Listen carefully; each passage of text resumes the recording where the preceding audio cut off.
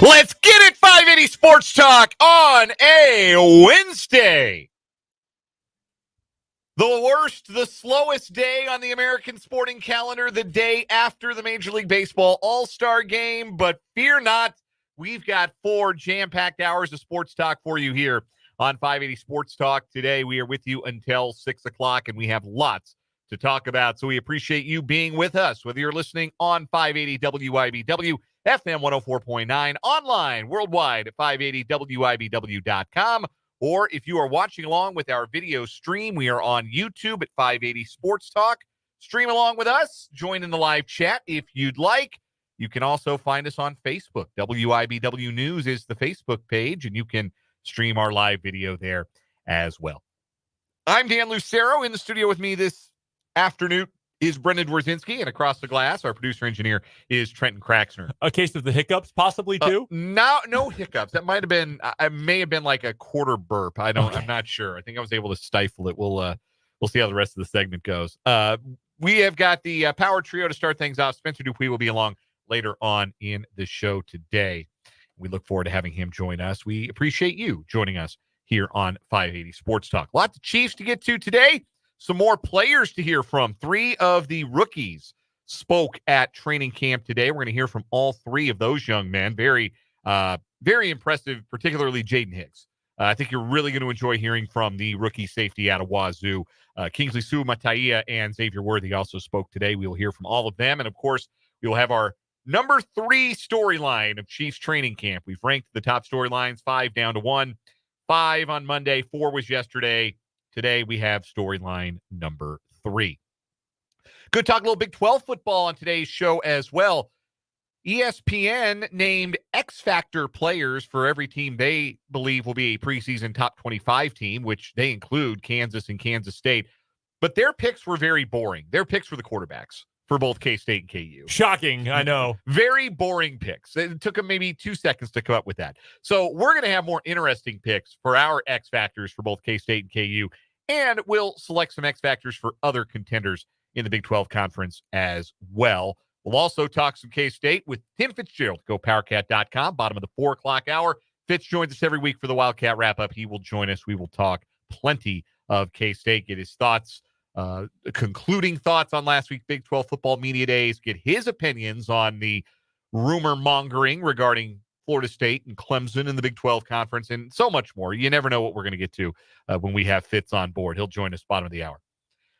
Also on the show today, plenty of baseball. The All-Star Game was last night. We'll get into that to start off the program, and we'll start to look ahead to the second half of the Major League Baseball season. I have tiered the American League and National League teams. Where does Kansas City shake out? Who are the real playoff contenders in the American League? How many teams realistically have a chance at making the postseason, and which teams should probably just be open for business? We'll discuss that later on in the 4 o'clock hour. I was just laughing to myself. I kind of resent the fact that you said today is the slowest and worst day of the sports calendar. We're going to talk about tonight's viewing options a little bit later in the show. Like, we have a chance to watch the Ocean State Waves versus the Newport Gulls in the New England Collegiate Baseball League tonight. Like, if that electrifier your wood's wet, pal. I mean, this is real ball. This is playing for the love of the game right there. I will not comment on the moisture levels of my wood at the moment.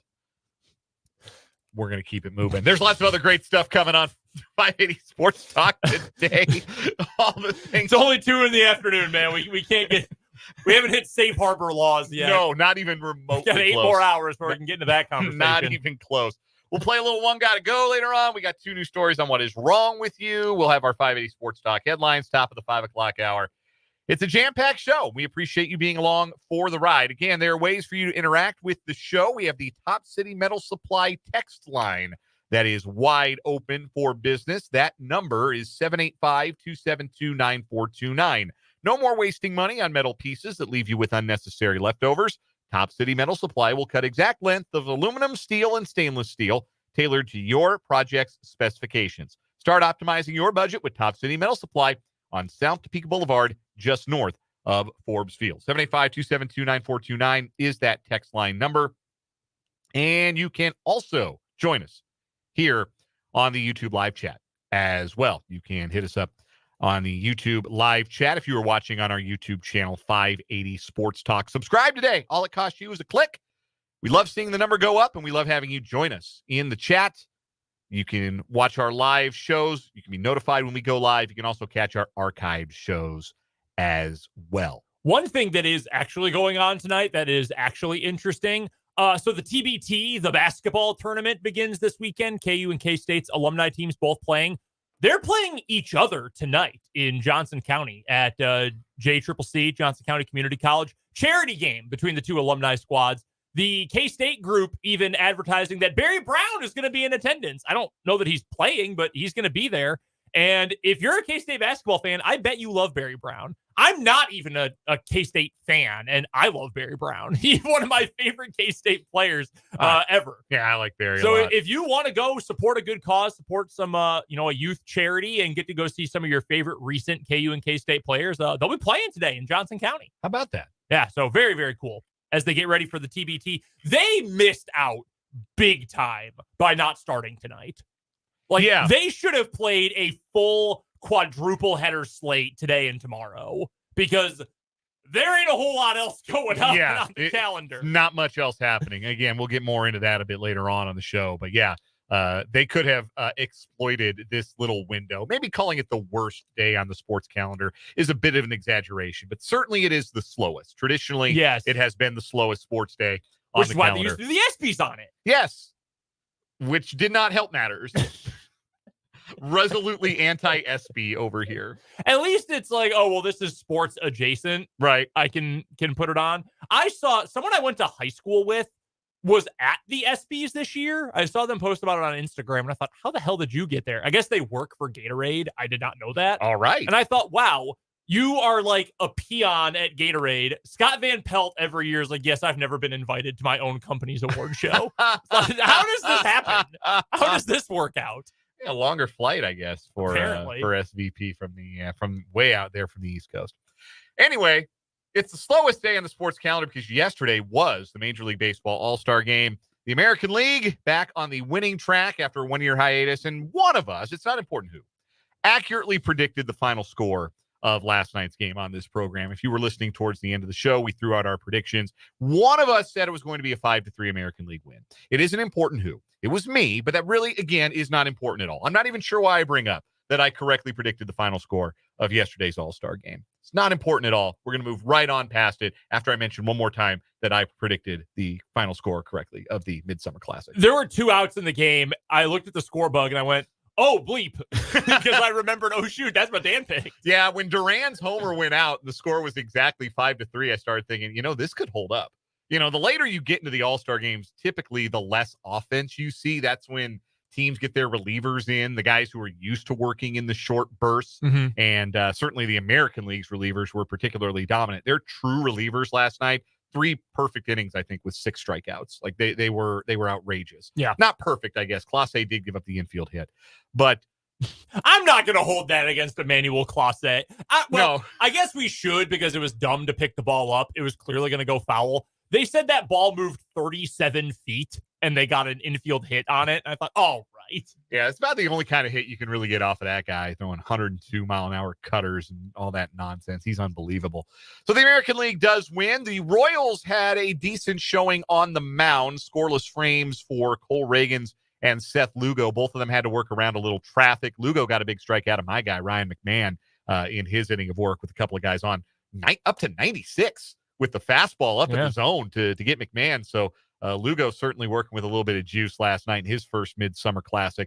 Bobby Witt Jr. and Salvador Perez each struck out in their lone at-bats. Bobby Witt Jr. did get to make a very cool defensive play, a ground ball deep in the hole. I don't remember who was running, if it was Ozuna or Contreras, somebody not particularly fleet of foot for the National League, but it was a perfect opportunity for Witt to show off the hose, and that's what he got to do. He absolutely let it rip from way deep in the hole at short and showed off one of those top-of-the-scale tools that he's got. Other stuff happened in the game last night. Shohei Ohtani hit a 3-run home run for the only offense for the National League. And you sense, I think this year, and in the last couple of years too, but I think you really are understanding more and more the longer he's around that Shohei is the star of stars. Yes. Like, he is the brightest star in the sky. He's the one that all the other guys in that game are in awe of. And that's a pretty wild place to be for a guy that's just DHing this year, as a reminder. Like, the thing that makes Shohei Ohtani special is what he can do both at the plate and on the mound. And he can't pitch this year, and he's still one of the most valuable players in baseball because he's been that good offensively. And he is the brightest star in MLB's sky. And when he hits home runs, they sound different. I forget who it was on Twitter once. It might have been Spencer Hall, who referred to Ohtani's home runs sounding like construction accidents. They do. They just sound different. They're loud, and there are no doubters. You just know they're gone right off the bat. He had a 3-run bomb off of Tanner Houck to give the National League an early lead, but the American League, of course, reeled them back in. He, last season as a batter, was worth 6 wins above replacement. As a pitcher, he was worth 3.9, which is crazy. He was worth 6 as a batter all last season. Do you know what he is worth this season in wins above replacement as an offensive player? He's getting over 4, I think, already, isn't he? 5.4! Over 5. How about he that? Has played, and remember, he didn't even play all of last season. He missed the whole last month of last season. He has played 41 fewer games than he did a season ago and is almost equivalent in his wins above replacement. It's already the second best offensive wins above replacement season of his career. He won the MVP in 2021. Obviously, that was largely because of his pitching as well. He was worth 4.9, and the bigger the number, the better. In case you're still, kind of new to WAR, or you don't really know what, relatively speaking, what's good, what's bad, etc. You just want a higher number. That's what you want. If you get to around 5, Baseball Reference calls that an all-star caliber season to have 5 wins above replacement. 8 or more is considered MVP. He's not playing the field. He is not pitching. He is only batting, and he's been worth over 5 already through 94 games. Like, that's outrageous. It seems impossible, frankly, to have a DH who is hitting like that and contributing offensively like that. Yeah, when you're not bringing any value with your glove, you have to be an outrageously good hitter. And in what is traditionally a pitcher's park that can subtract from your power, Ohtani's as good a hitter as he's ever been, playing half his games at Dodger Stadium. So, incredible player. Cool that he got an all-star moment last night, for sure. I wanted to bring this up because I've got baseball guys. Like, Brendan, you're a baseball guy. Trenton, I know you're a baseball guy across the glass. Maybe this is a hot take. And I need you guys to check me if this is a hot take. Oh, buddy. I'm not saying that Bryce Harper has surpassed Mike Trout as a player. I believe that Mike Trout is one of the greatest players we've ever seen. I think he's the best player of his generation. Yes. I want that to be very clear. He's also played more All-Star games than Bryce Harper has. He's won more MVPs, 3-2, I believe. I think Harper got it. Yeah, Harper got a second in Philadelphia after the one he won in Washington. But I was watching last night, and how much of the promotional stuff and some of the in-game stuff was about Bryce Harper. Has Bryce Harper surpassed Mike Trout in terms of his stature within the game? In terms of, and I don't even know how to quantify that. Like, there's not a stat for that, but just in terms of, I guess, his prominence in the game of baseball. Like, when you think baseball, do you think Bryce Harper before you think Mike Trout now? Just in terms, because he's played a lot more baseball over the last 3 years, which is not Mike Trout's fault. He's just had a run of bad injury luck. But he's also now played deep into October, had a signature postseason moment, played in a World Series, things that Mike Trout has never done. I would go further than that and say this happened. I don't, of the length of their careers, because did they come up the same year? Yes, 2012, I believe. I should say that's when Harper debuted. That's when Trout really debuted. That was his rookie season. That was Trout's rookie season. Yeah, he played 40 games in 2011, so he expired his rookie eligibility in 2012. No, yeah, and won Rookie of the Year. Yeah. I would argue there have been very few years of Trout's career where he has had more stature in Major League Baseball. And I kind of feel like that's by design for Mike Trout. Like, I saw him in a commercial the other day. Did you? Yes. What was it for? Like Subway? What was it? It was on MLB Network. Okay. It was not on MLB Network. It was an interstitial ad on MLB.TV. I was watching a Cubs game, and it was for some sort of baseball thing, and it was indeed weather-related. He doesn't want that. I mean, he's come out and said, like, I'm not interested in that. He's not a spotlight guy. His endorsements that I can name off the top of my head are Subway and Super Pretzel. Yeah. The frozen pretzel guy. He's the Super Pretzel. He loves Super Pretzel. And the weather. And he loves the Weather Channel, and he loves the Philadelphia Eagles. Like, what else do you know about Mike Trout? He's got a very lovely family. He's having another child. I know because I've followed him on Instagram his whole career and on Facebook and whatever. Like, he's having another child. Very nice. He has a very lovely family, he and his children and his wife. But, like, what do you know about him? What do you know about Mike Trout's personality other than go out there and crush the baseball?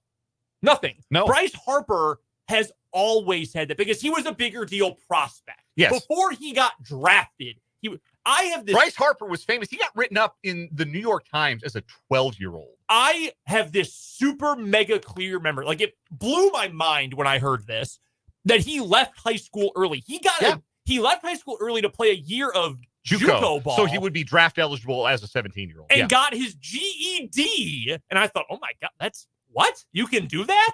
And he has always been, the next big thing. A really big deal. Always been that guy. And he's fiery. He is a little bit more he's a lot more in your face. He is a more marketable person. He's got the big hair, the whooshed, floopy hair. Like, he's always had that. He's had the fiery demeanor.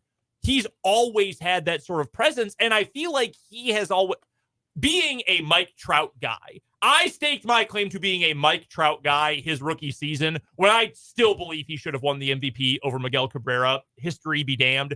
I know he won the Triple Crown. Trout should have won the most valuable player that year. That's beside the point. I've always felt sort of like resentful of Bryce Harper because he's obviously a great player. Like, no, Mike Trout's been a better player. Stop talking about Harper. Start talking about Trout. He's the better baseball player. But I think that Harper has always had that. And you probably get a little East Coast bias too. He's played in DC and Philadelphia, two of the 15 biggest cities in the country. Whereas Trout's played in Los Angeles or in the LA area. Yeah, no one cares. But for little brothers. And we don't see him in October. We haven't seen him in October since they got broomed out of the division series by the Royals in 2014. He is the rare modern star to truly want to play his whole career with one team no matter what. The closest allegory I can think of, honestly, relative to success, like Tim Duncan played his whole career in San Antonio. They were good. They won 5 championships. He's an all-time great. Dirk played his whole career with the Mavericks. He played for multiple titles and won one. The closest thing after that I can think of for a team that's never won jack nor you-know-what is Damian Lillard. And you know what happened with him? Eventually, he said, I'm sick of this. Send me somewhere else. Mike Trout has openly said, nah, man, I just want to play baseball. I just want to be in LA and play baseball. And he's still so good at it. The injuries have sucked. It's going to rob us of some of the best individual baseball years we probably ever would have seen. But I don't think that's a hot take at all. All of this is to say, this entire narrative argument here, persuasive speech I've given you, I think you're spot on. I don't think that's a hot take whatsoever because I think it's easier to glom on to the idea of Bryce Harper than it is the idea of Mike Trout. Harper is a bigger star, even though I don't think he's a better player. Trenton, what say you? Do you think I'm off base, or do you think are you with Brendan and I that Harper's maybe a bigger star in baseball's galaxy than Trout is? No, I got to agree. You got to be on the field, right? Yeah. You can quit. Mike Trout is the Kawhi Leonard of Major League Baseball. Really uber talented, especially young, and your body fails you, particularly your lower body. It seems like that because Trout tore his meniscus this year. Mm-hmm. It seems like he's had a run of bad knee injuries and stuff like that. He's probably going to get back on the field at some point this year, but he's only averaging 66 games a season over the last 4. That doesn't count the COVID year when nobody played more than 60 games. Even if he does get on the field, that average is still only going to get up to about half a season's worth of baseball for the last 4, which is, again, hugely disappointing given his level of talent. But yeah, Bryce Harper has been there, and Bryce Harper is on a team that is nationally prominent, gets deep into October. It was kind of funny at first when he left Washington and they instantly won a World Series. Hysterical. You wondered, okay, did he maybe, hitch his wagon to the wrong horse here? But no, as he's gotten deeper into his career, he almost has gotten better. He's almost become a more complete hitter. He's taken to first base like a duck to water. This was his. Makes you think maybe he should have been there all along. He came up as a catcher. Yeah. Like he was as an amateur, he was a catcher. So yeah, remarkable players, both of them. And certainly like you're taking Trout. Like if you could have one of their careers, you're still taking Trout over Harper for now. Like we'll see where things go from here. But yeah, right now, Harper, yeah, I think he's a bigger star. And I don't think it's a bad thing because I think he enjoys that a little bit. And I think he enjoys being, he was the guy that wore the Make Baseball Fun Again hats back in like 2015. Like he puts himself out there. He's always wanted to have a voice and be an impetus for like growing the game of baseball in a way that Mike Trout can take or leave. And neither of those approaches is wrong. It's just how both guys operate. Even if you're a big baseball fan, but you're not maybe like you live and die with every game you can watch, like I think all three of us are more so in that category, far closer to that than casual. For example, I try to watch as many games as I can. Dan, I know you do for multiple teams as well. Trenton, I know you do as well. Like maybe you know more about Mike Trout because he's been the guy in terms of talent, at least until Shohei Ohtani showed up. But if you're like a regular fan or even slightly above regular fan, you've probably thought more about Bryce Harper because he's there. Even after he had a cataclysmic injury, he barely missed any time. He just moved positions, DH'd for a year, and he's been there constantly. Yeah. Which is something that Mike Trout sadly has not been able to do. Which, by the way, it sucks. Yeah. He's a marvel, man. He really is. You really missed him in a game like this. Which the funny thing about that, and saying that I've been a Mike Trout guy, the thing is Bryce Harper is in a similar echelon in terms of caliber of player. Like he's a great baseball player and is great for the game, I think. But when you come up at the same time as someone else, you're always going to be compared to that person. Yeah, they'll be side by side. Inextricably kind of linked, I think, for all time. All right, real quick, guys, and I want everybody involved in this. So, Trenton, I'll let you lead off here. If you could only change one thing about the Major League Baseball All-Star Game, what would it be? That's a good question. Can you come back to me? Yes, I can. Brendan. I will go first because I'm just going to double down on what I said yesterday. Finishing the All-Star Game should be a bigger deal than starting the All-Star Game. It was awesome to get the moment last night where you had Reagan's pitching, Salvi catching, Witt at shortstop. Like for Royals fans, that was cool. Yeah. And you get some fun moments. Elias Diaz last year, he gets to win All-Star Game MVP because of his heroics last season. Maybe the least well-known All-Star of all of them taking home the MVP? Probably. But you want to see the best players and the most well-liked players in the big moments. You mentioned it yesterday on Twitter after we talked about it on the show. Like, if you saw Yordan Alvarez bat one time and then get pulled for David Fry, I'd be so pissed. If I cared about that kind of thing, I'd be so pissed. That bothered me. The fans are going to vote for who they want to see. Let the fans see them. Unless Alvarez was hurt or told Bruce Bochy, hey, I'm not feeling great. Get me out of the game after one at bat. Then, hey, hand up. That's on me. But I think we should see more of the players. This is a game for the fans. This is a night for the fans. Should be a night for them to get to see who they voted for. Even if, like I said, they don't always vote for the best guy, the most deserving guys. There are deserving guys every year get left out of this game. But the fans should get to determine who they get to see, I think, a little bit more often in the game. So, yeah, I don't disagree with that take. I strongly agree with it. But you've left this take for me. You got to get rid of these ugly uniforms. And they stink. They're so bad. They look ridiculous. Just let guys wear their uniforms. You go back and you watch highlights from like the All-Star games in the 70s, 80s, 90s, 2000s. They just look so cool. And you can identify what team everybody is on. Like you turn on the TV last night, like you got to wait and see sometimes, like, wait a minute, who is that pitching? Who does he play for? If you're not like a diehard fan, who does Tanner Houck play for? Who's this?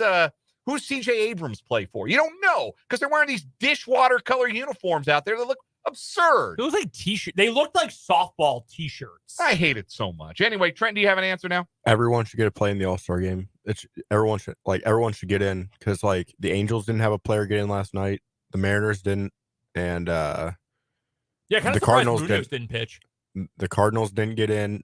Like, they didn't have a player. Everyone should have, an inning to pitch or play the field. They don't have to have an at bat or whatever, I think, because that's what Corey Seager did. Yeah, he came in before Bobby Witt Jr. because he was hitting third. Oh man, I was about to throw a fit. And if we were going to see like 5 innings of Corey Seager and none of Bobby Witt at shortstop, I was going to lose it. Yeah, but I think you should, every guy, so that way they can enjoy the experience. You should have to get everyone in, even if you have to play 10, 11 innings, because it's an exhibition anyway, because it doesn't mean anything anymore. How about this as a compromise? Little league rules. You can re-enter. You can bring in, okay, fine, David Fry is going to pinch hit in the 3rd inning for Yordan Alvarez. But in the 9th inning, let's get those studs back in the ball game and let them decide the game at the plate. Like, let the starters decide the game in the 9th inning at the plate, because generally those are the best guys. Like, I'm trying to go back and see who it was that Clase faced in the 9th last night. He faced Pete Alonso, Ellie De La Cruz, Jackson Merrill, and Brian Reynolds. Had there been no substitutions, he would have faced Christian Yelich, Alec Boehm, Teoscar Hernandez, and Jurickson Profar. Okay, bad example. It was actually better that he faced those 4 guys that came off the bench were all better as a whole. Different Little League rule. The way we did it in LaGrange Park Little League when I was a kid. It's not that you can re-enter. Everybody bats. You're batting. If you have 20 kids on your roster, you have a batting order 1 through 20. I was often number 20 who batted, but I still got to bat. Let the manager figure out the order you bat in and who plays the field. Just put everybody in so everybody gets an at bat. That I'd be okay with. I like that.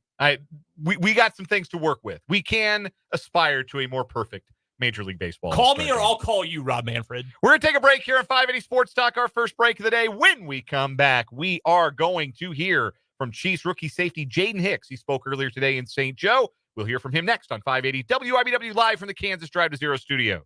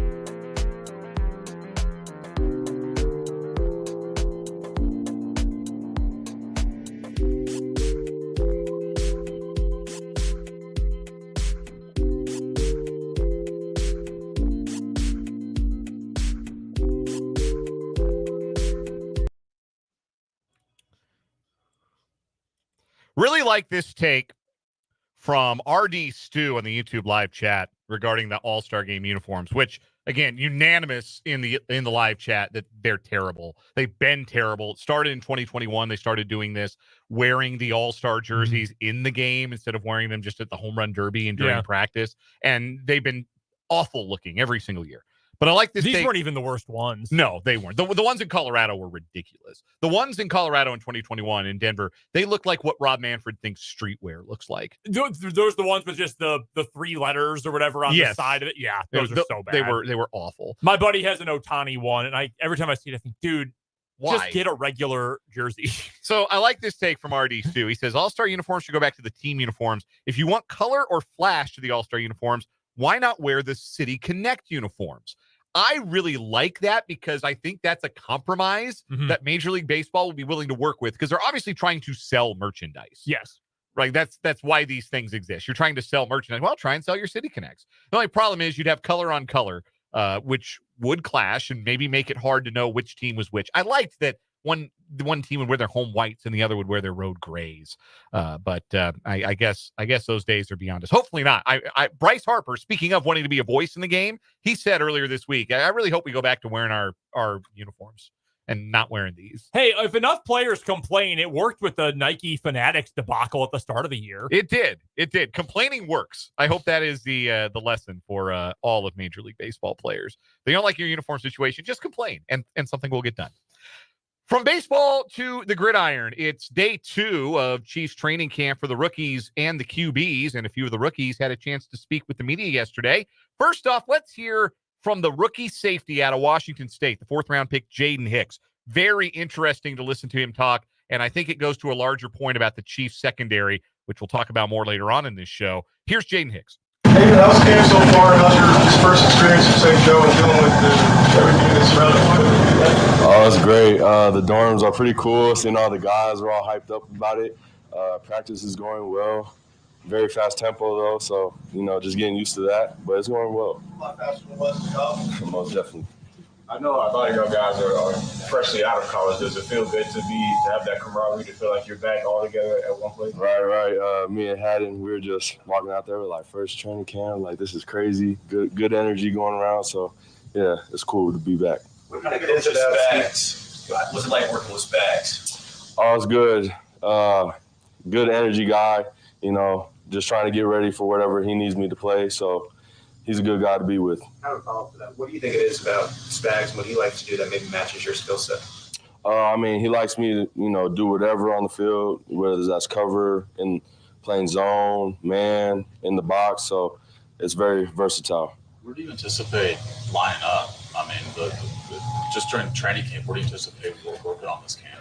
They kind of have me wherever, so it's wherever they need me to be at. I'm going to be ready for it. But We've talked to some guys about learning the playbook in one spot. What is the difficulty of learning maybe multiple spots right now? It's pretty difficult just because it's multiple positions, but it's going to help me long term and overall just because I know where multiple spots are at in multiple places. So it'll help me overall, and that's what I just try and lock in and come to a realization that that's what it's going to be at, and whatever happens, I can play wherever. So. Xavier really a first-round receiver. He's been out a while. Did you tell him he was excited to get back out there today? Oh, yeah. He made a few good plays, few good catches. So, it's exciting to even see him out there and, make those kind of plays. But, yeah, I think he's excited to be out there now. You face a little bit. What kind of challenge do you think he's going to be on the defense? Definitely a deep threat guy.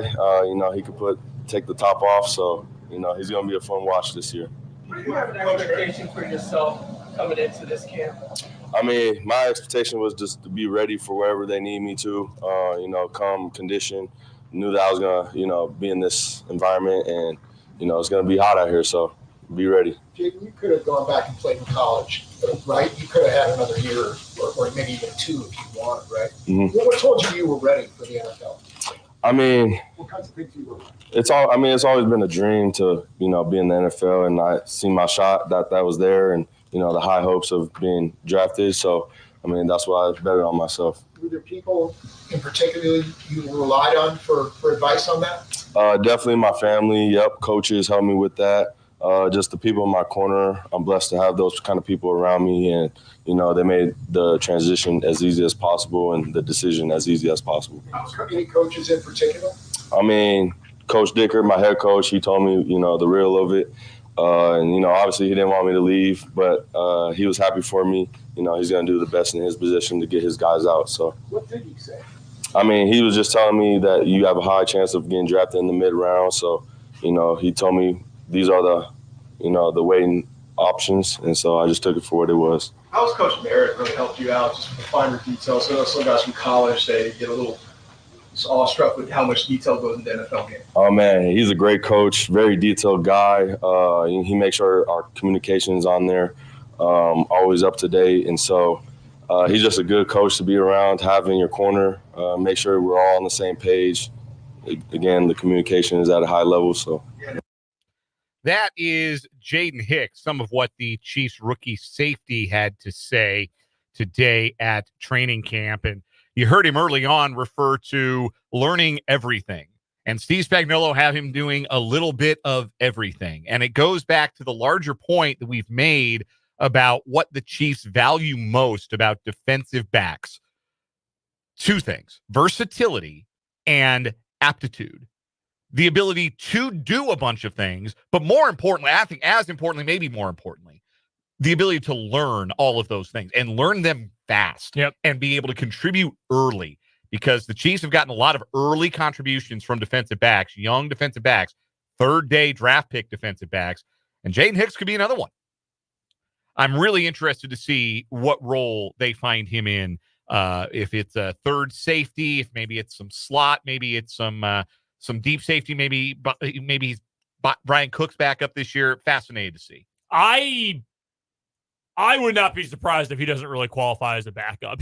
They might ask him to just fill in where needed, honestly, which I think he's got the skill to do. He's got coverage skill. He's a good sound tackler. He's a really smart player, obviously. I mean, if he's a Spags guy, you better be smart in the backfield.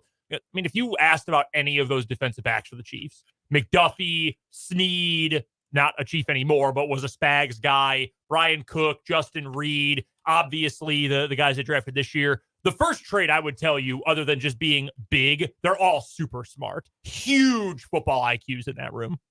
We're going to take a break, come back and hear from some other Chiefs rookies, Xavier Worthy and Kingsley Suamataia, on this edition of 580 Sports Talk.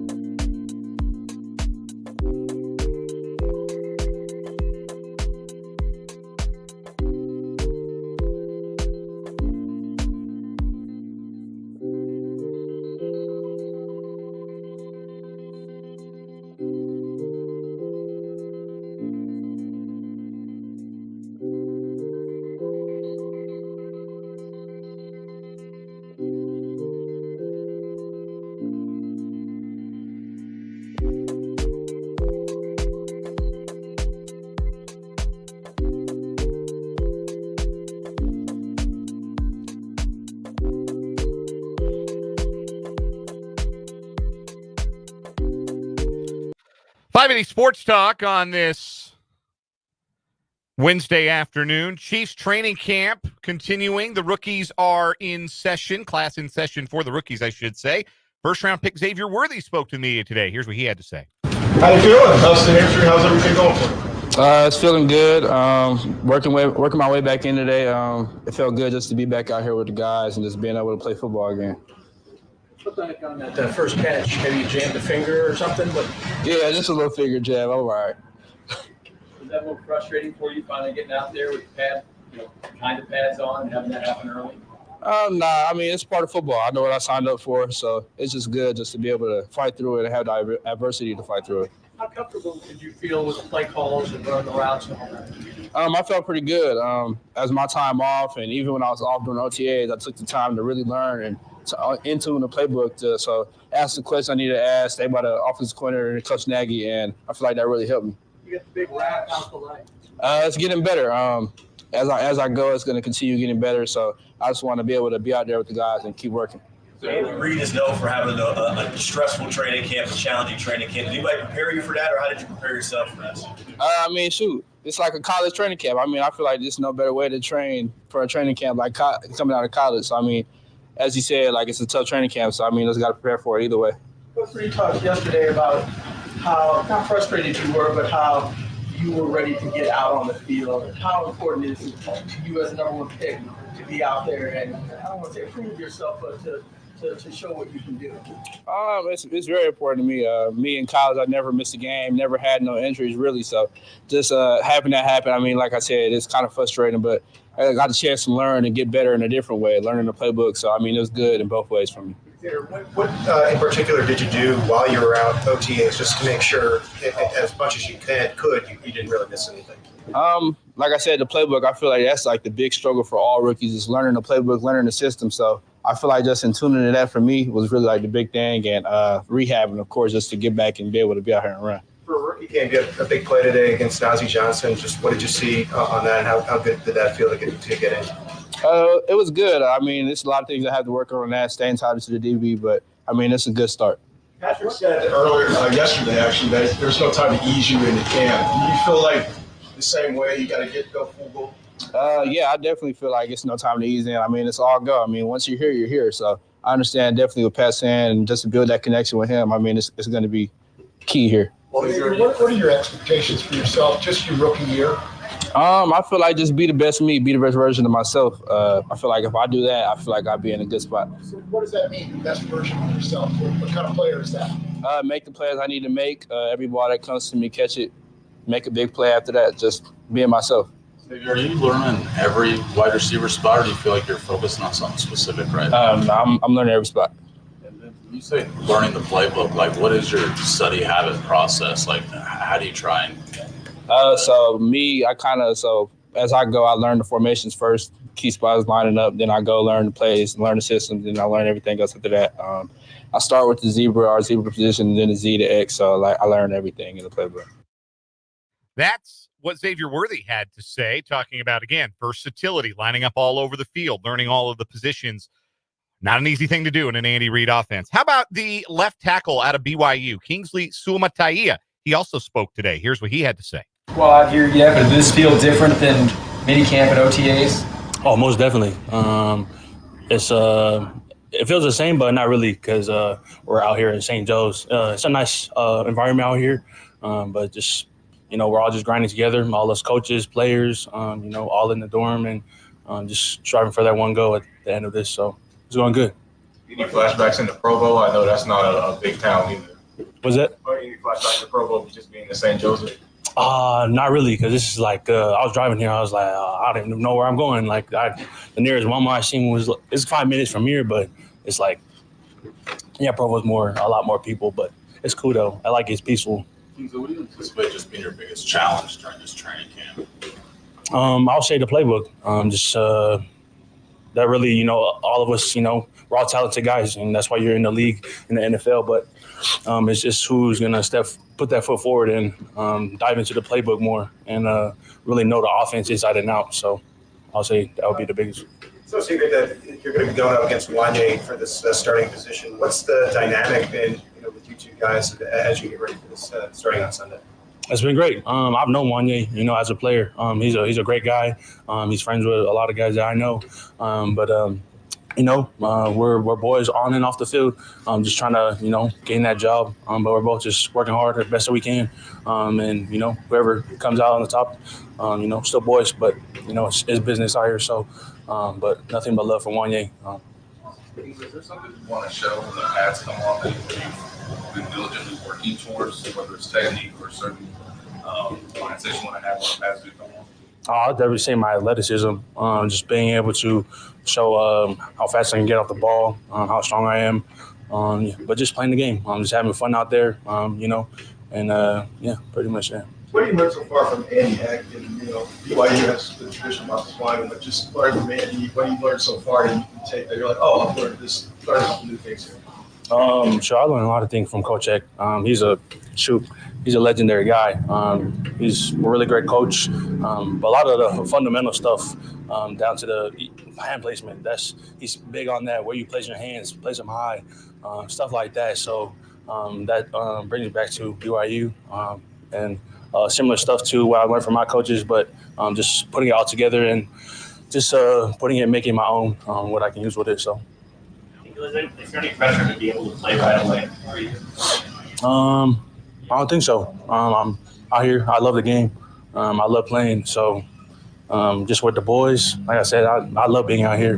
I'm with all the guys, get to know everybody, and just grow that bond with everybody because we're all dying and it's hot out here. So, we're all grinding. And, again, like for the goal at the end for 3 times in a row. So I don't really feel any pressure on it. Just playing the game that I love, man. That is Kingsley Suamataia, the Chiefs' rookie left tackle. No pressure to play right away, he says, which is interesting. Maybe he's not feeling it yet, but maybe that's the Heat talking. Because sounds like it could be. It could be. Yeah, there's going to be pressure on one of those guys. Whoever wins that job, they might not like to talk about it, but whoever wins that left tackle job, whether it's him, whether it's Wanye Morris, they're going to be scrutinized. I've been on the Suamataia to start train from the very beginning. I mean, you heard how badly I wanted him in the draft this year. Yeah. I have come even more around on really emphasizing I want Suamataia starting and I want Wanye Morris cross-training. Like, I think he is probably best suited as your swing tackle or swing guard even. Who knows what it's going to be like for Tooney to start the year and what Tooney's future will look like. Again, he's an older offensive lineman who's now got a bit of an injury history. I would like to have a guy like Morris who's got some starting experience slotting in there. So I'm hoping that Kingsley wins the job, and I still think that'll leave a job for Morris because you're not going to stay healthy for a whole team the entire year. Offensive lineman 6 is a very important role, no question about it. Ask the Chiefs. When we come back, training camp storyline number 3 out of 5 for the Kansas City Chiefs, plus 1 got to go, and Big 12 X Factors coming up in the 3 o'clock hour, 580 Sports Talk.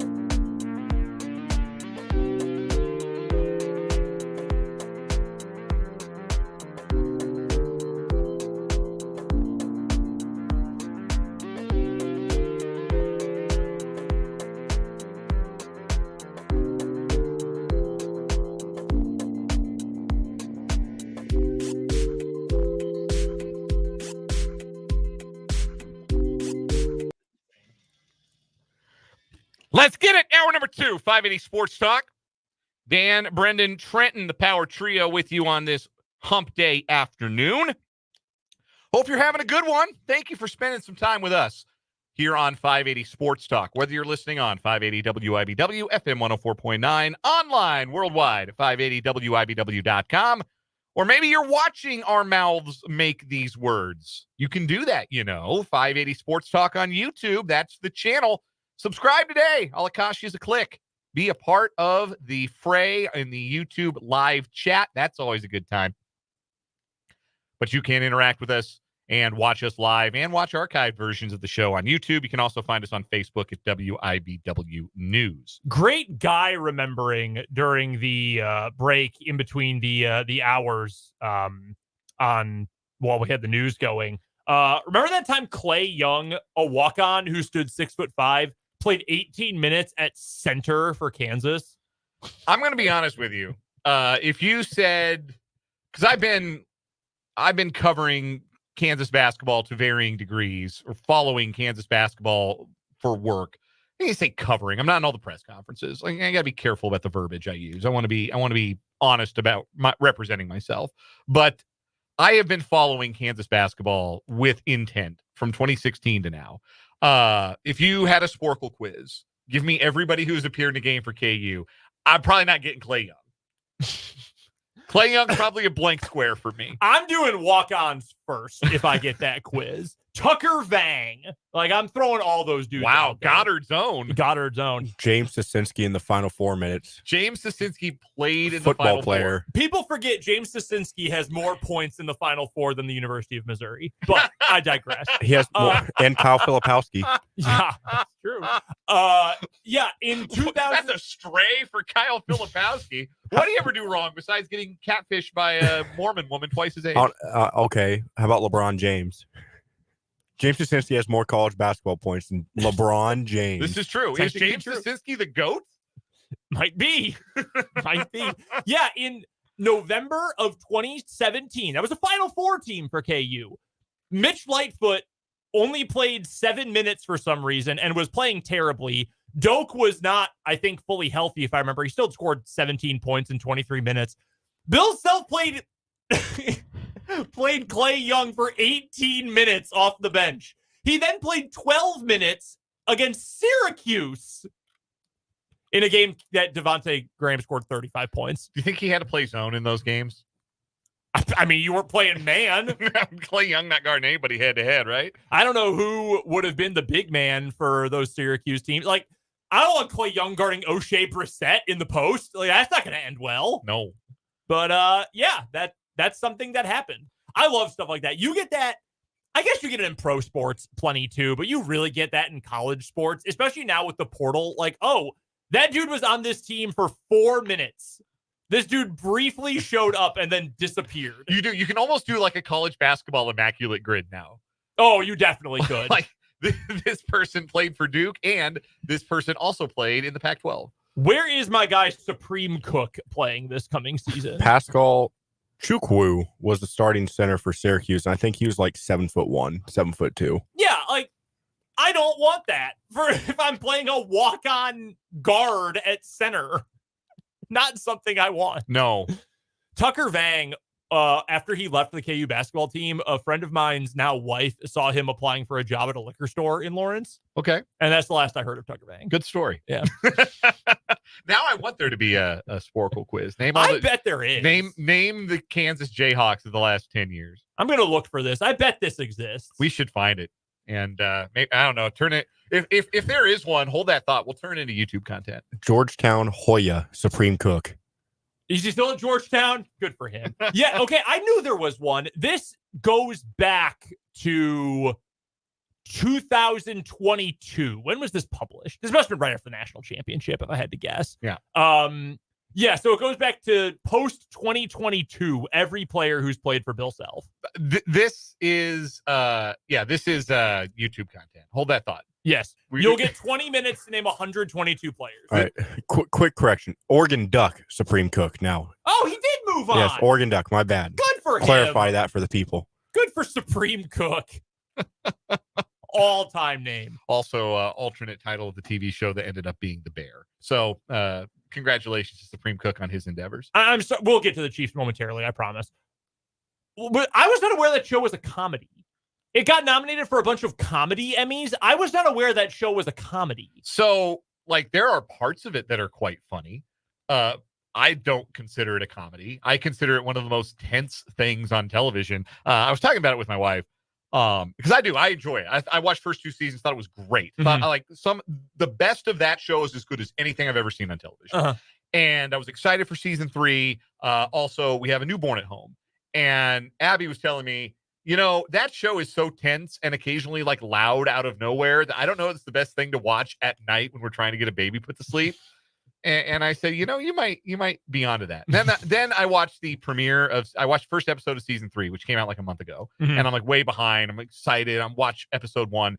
And the first episode is like 26 minutes long. And there's like 3 lines of dialogue. And there's this incredibly tense Trent Reznor and Atticus Ross score behind it the whole time. And it's just the bear, Carmi, grumpily putting parsley on things for 26 minutes. And I'm like, has this show disappeared up its own ass?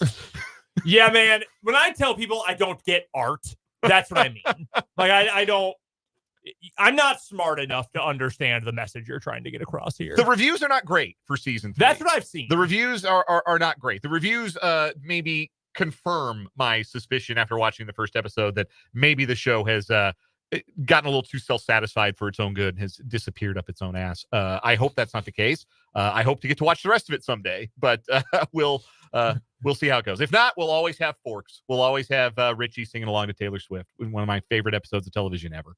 So let's get to the Chiefs, shall we? We're going to play a little One Gotta Go later this hour and give you X Factors on the gridiron for this Big 12 football season. Sean Waltman?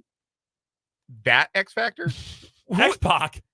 You're dealing with the X Factor. Yes. Was that a tag team? Was it him and somebody else that were a tag team called the X Factor? That was the name of his finishing I was going to say that was his finisher. He was the guy with Road Dogg, right? Or no, that was Billy Gunn. But they're all in D-Generation X, though. Yeah, they were all in DX. Yes. I was wondering. I didn't even tag team called the X Factor. I don't know, but he tagged with Knox County Mayor Glenn Jacobs, aka Kane, for a time. True. Yes, he did. No, I remember that. Yes, the X Factor. In February of 2001, he formed a stable called X Factor with Albert and Justin Credible.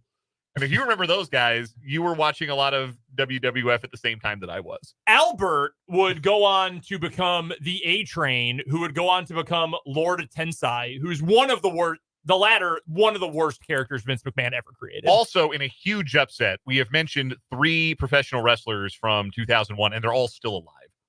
That is an upset. Huge upset. Anyhow. Calling a bald wrestler Prince Albert is outrageous. He was all pierced, too. Yeah, that's...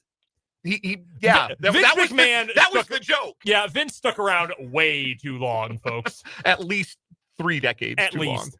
long. Just Incredible is cool, though. He's ECW guy. Yeah, he was sick. Anyhow. Great name, too. We will talk about X Factors, not those guys, but X Factors on the football field for the Big 12 contenders. But we are starting this 3 o'clock hour, as we have started the 3 o'clock hour the last couple of days, as we will start the 3 o'clock hour every day this week, with one of the top 5 storylines heading into this Chiefs training camp, which, again, gets rolling in earnest this weekend. I've ranked them from 5 to 1 based on the impact I think they'll have on this season. Number 5 was running back depth, and how necessary is it? Do we think maybe there's an increase in snap count coming for Isaiah Pacheco this year? Storyline number 4 was how the Chiefs adapt to the new rules and the kickoff rules, and how might they be better at it than other teams and maybe derive an edge from being able to adapt to those rules faster. Today is storyline number 3, the third biggest storyline for this Chiefs training camp, and it's how does the secondary shake out? The heart and soul of last season's defense was the secondary. I really firmly believe that. Correct. That was the beating heart of the best defense that Patrick Mahomes has ever had. Shout out to our guy Tyler, occasional YouTube commenter, who always likes to point that out, and accurately so, that last year's defense was the best defense that Patrick Mahomes has ever had. And the heart and soul was the secondary. And L'Jarius Sneed was really responsible for a lot of that personality, a lot of that swagger, and certainly a lot of that high level of play, because he was the seatbelt. He was the guy who the Chiefs would put on the number one wide receiver for the opponent, and he would do the job against them so efficiently that it left Trent McDuffie able to just play in the slot where he warmed that role so well. He made All-Pro. We ought to be careful not to understate the loss of that level of play that the Chiefs got from Snead last year. That's going to be hard to duplicate, even for a guy like Trent McDuffie, who I think is going to get better in year 3. And I think is going to fill that Snead role of being the versatile cornerback. And everybody who covers the Chiefs sees this coming for him as well, that he's going to step into that role and not just be the slot guy this coming year.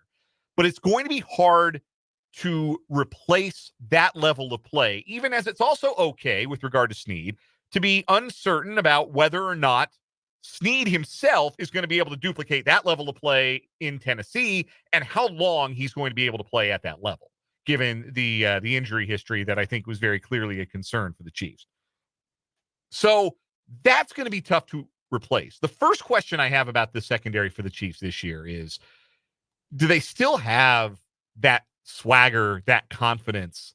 Was that L'Jarius Snead bringing that to the table, or do we think that that can come from somewhere else in this year's secondary? I think it'll probably look different, but I think it's still going to be there with this group. I don't know that McDuffie has that same kind of quote-unquote swag that Snead brought, but he's not a pushover either. I mean, he's tough. He's obviously incredibly talented. He's a key part of that team. I think he brings some of that.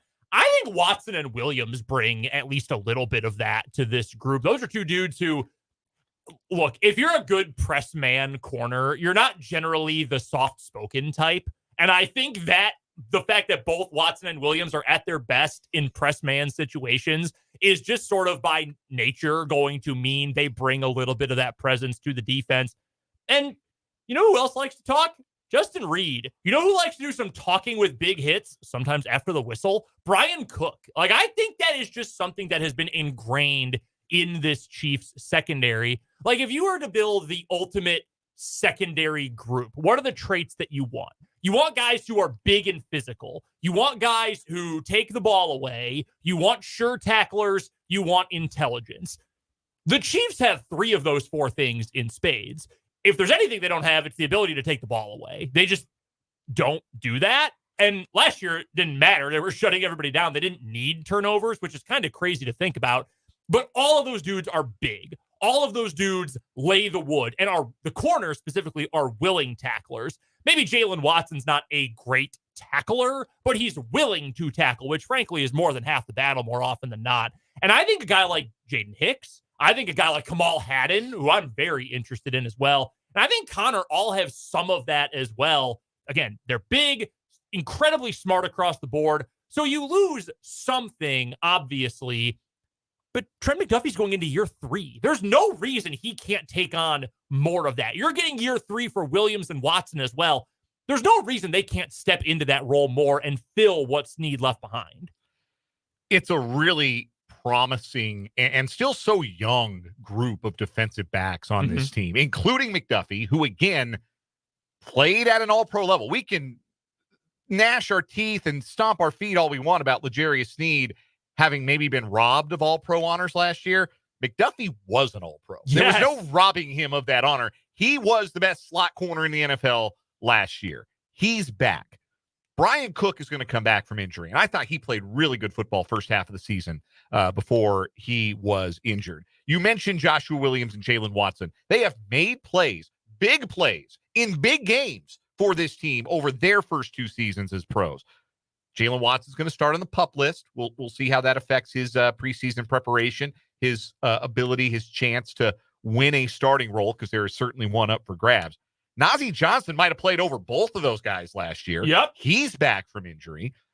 And with regards to the leadership factor, that's where having a veteran like Justin Reed is really important. And I think he has emerged as a leader on this team in his 2 seasons with the team. In a verbal sense, yes, but also in the free safety role is always going to be a natural leadership position, just because of, you know, you're cleaning up messes, you're directing traffic, like that's something you're going to have to do on the field. Reed brings that element of it, but I think also he brings a bit of an emotional, a bit of a vocal leadership to this secondary group. I think the depth is super impressive. And again, I have no problem betting on the improvement of young players and the emergence of other young players. Maybe that's a Jaden Hicks. Maybe that's a Kamal Hadden, the 6th-round pick out of Tennessee. I have no problem betting on that, betting on improvement, betting on young players. We haven't even mentioned Shamari Connor, who I think is going to have a greatly expanded role this year under defensive backs coach Dave Merritt, who has proven to be one of the best position coaches, I think, in the league. I don't think without question. I don't think you need the qualifier secondary coaches. I think he's one of the best position coaches in the NFL. And the work he has done with some of these guys has been remarkable, including L'Jarius Sneed. So, yes, I think losing Sneed hurts. I think it's natural to think that there might be an initial step back from this secondary, but I also think that it would be more than reasonable to see a group that, much like the Chiefs' defenses of the last 3 years have done, has gotten better as the season has gone on. As guys like Connor get more comfortable, as guys like Hicks get their feet wet, as a guy like McDuffie gets used to his new role of following guys around and being the shutdown number one corner for this team, I don't think it is unreasonable to suggest that this secondary, even with the loss of arguably their best player from last year, could be, by the time December, January rolls around, every bit as good, if not better than last year's group. So, out of curiosity, do you remember how many defensive backs, corner or safety, whatever they're listed as, do you know how many the Chiefs kept on their initial 53 last year? Defensive backs? Defensive backs. Okay. The one that broke camp. Yes. Okay. Would have been Edwards and Sneed, the guys who aren't here anymore. Mm-hmm. And then Williams, Watson, McDuffie, Cook, Reed, Connor. That's 8. Am I missing any? You're missing 1.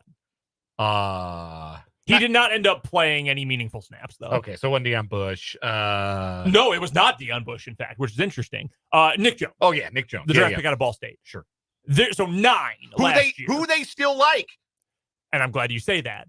Off the top of my head, just going through the roster, off the top of my head, I think the Chiefs right now have 12 playable defensive backs. 12. Which means they're going to have to make some hard cuts when roster cutdowns come. I'm specifying defensive backs here. I have them listed in 4 categories. I have corners, I have safeties, I have guys who are on the fringes, but we know that the team likes. And then I've got guys who can kind of do everything, or at least can do more than just being pigeonholed in either corner or safety. Which of those groups do you think is the biggest? I have it broken down right here. Those 4 groups. Corner. Guys who can do anything. Guys who you can ask to do multiple things. Yes, the CB/S, perhaps. Frankly, you could probably put Trent McDuffie in that group because he's just as good on the boundary as he is in the slot. Jalen Watson, Joshua Williams. Those to me are the cornerbacks.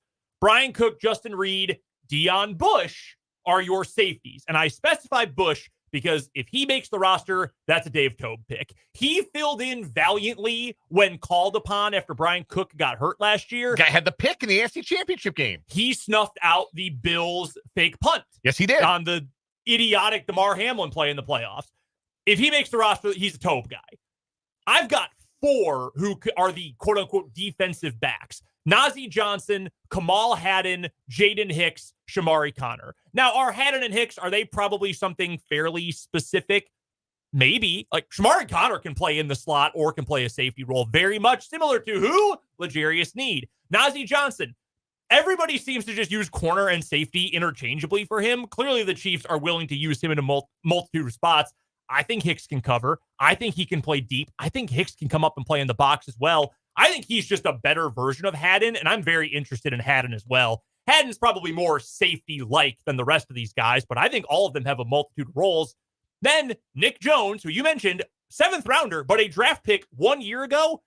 Echo Boydo was on the Super Bowl roster. Yes, he was. Granted, there was attrition to get him there from the practice squad. That's another one. If Dave Tobe is told, hey, you get 5 roster spots or you get 4, 3, whatever, Echo Boydo is going to be in that conversation because we know the Chiefs like him a lot. So that's 3 more guys who I think are legitimate roster caliber players, initial 53 caliber players. You might not keep more than 10. You might not keep more than 9. There are going to be some really tough cuts, But I do think that speaks to the depth and the talent of this group, that however you mix and match, and listen, most of these guys are going to make the roster no matter what. For that final 1 or 2 spots, you're going to have a competent player there. It really just comes down to what flavor, what specific, maybe insignificant, maybe minuscule, but important to us kind of role do you want to fill that makes you choose between Echo Boydo or Nazeeh Johnson, just as an example. Or do you go young and go with a Boydo to be your special team ace over Deion Bush? I think that's a question you ask. It is a very talented and very deep secondary, and I believe it will maintain its place as one of the best in the league and anchor another top defensive effort for the Chiefs as they pursue their 3rd championship. It will just be interesting, I think, to see, to put a bow on this, how the snaps shake out. Mm-hmm. Who wins that spot at outside corner? It certainly seems that Joshua Williams has a leg up with Jalen Watson on the PUP list. What is Connor's role? What is Hicks's role? What do the snaps look like for those two and Brian Cook? Because I think it's going to be those 3 for maybe 2 spots on the field at the same time. How are those guys deployed? McDuffie's first year as the you go where wide receiver number 1 for the other team goes. Mm-hmm. How he handles that. Can he get back to an all-pro level playing at that role? Because we know he's been an all-pro in the slot. Lots of fascinating questions. I think you can trust that the answers are going to be good ones because the Chiefs have come up with so many good answers in the secondary here in the past handful of years. And Dave Merritt is responsible for that, and Steve Spagnuolo is responsible for that. Betting on coaching and player development is something you can do with the Chiefs, maybe more so than with just about any other organization in football. We'll take a break here on 580 Sports Talk here in the Kansas Drive to Zero studios. When we come back, we're going to play a round of One Gotta Go on this Wednesday edition on 580 WIBW.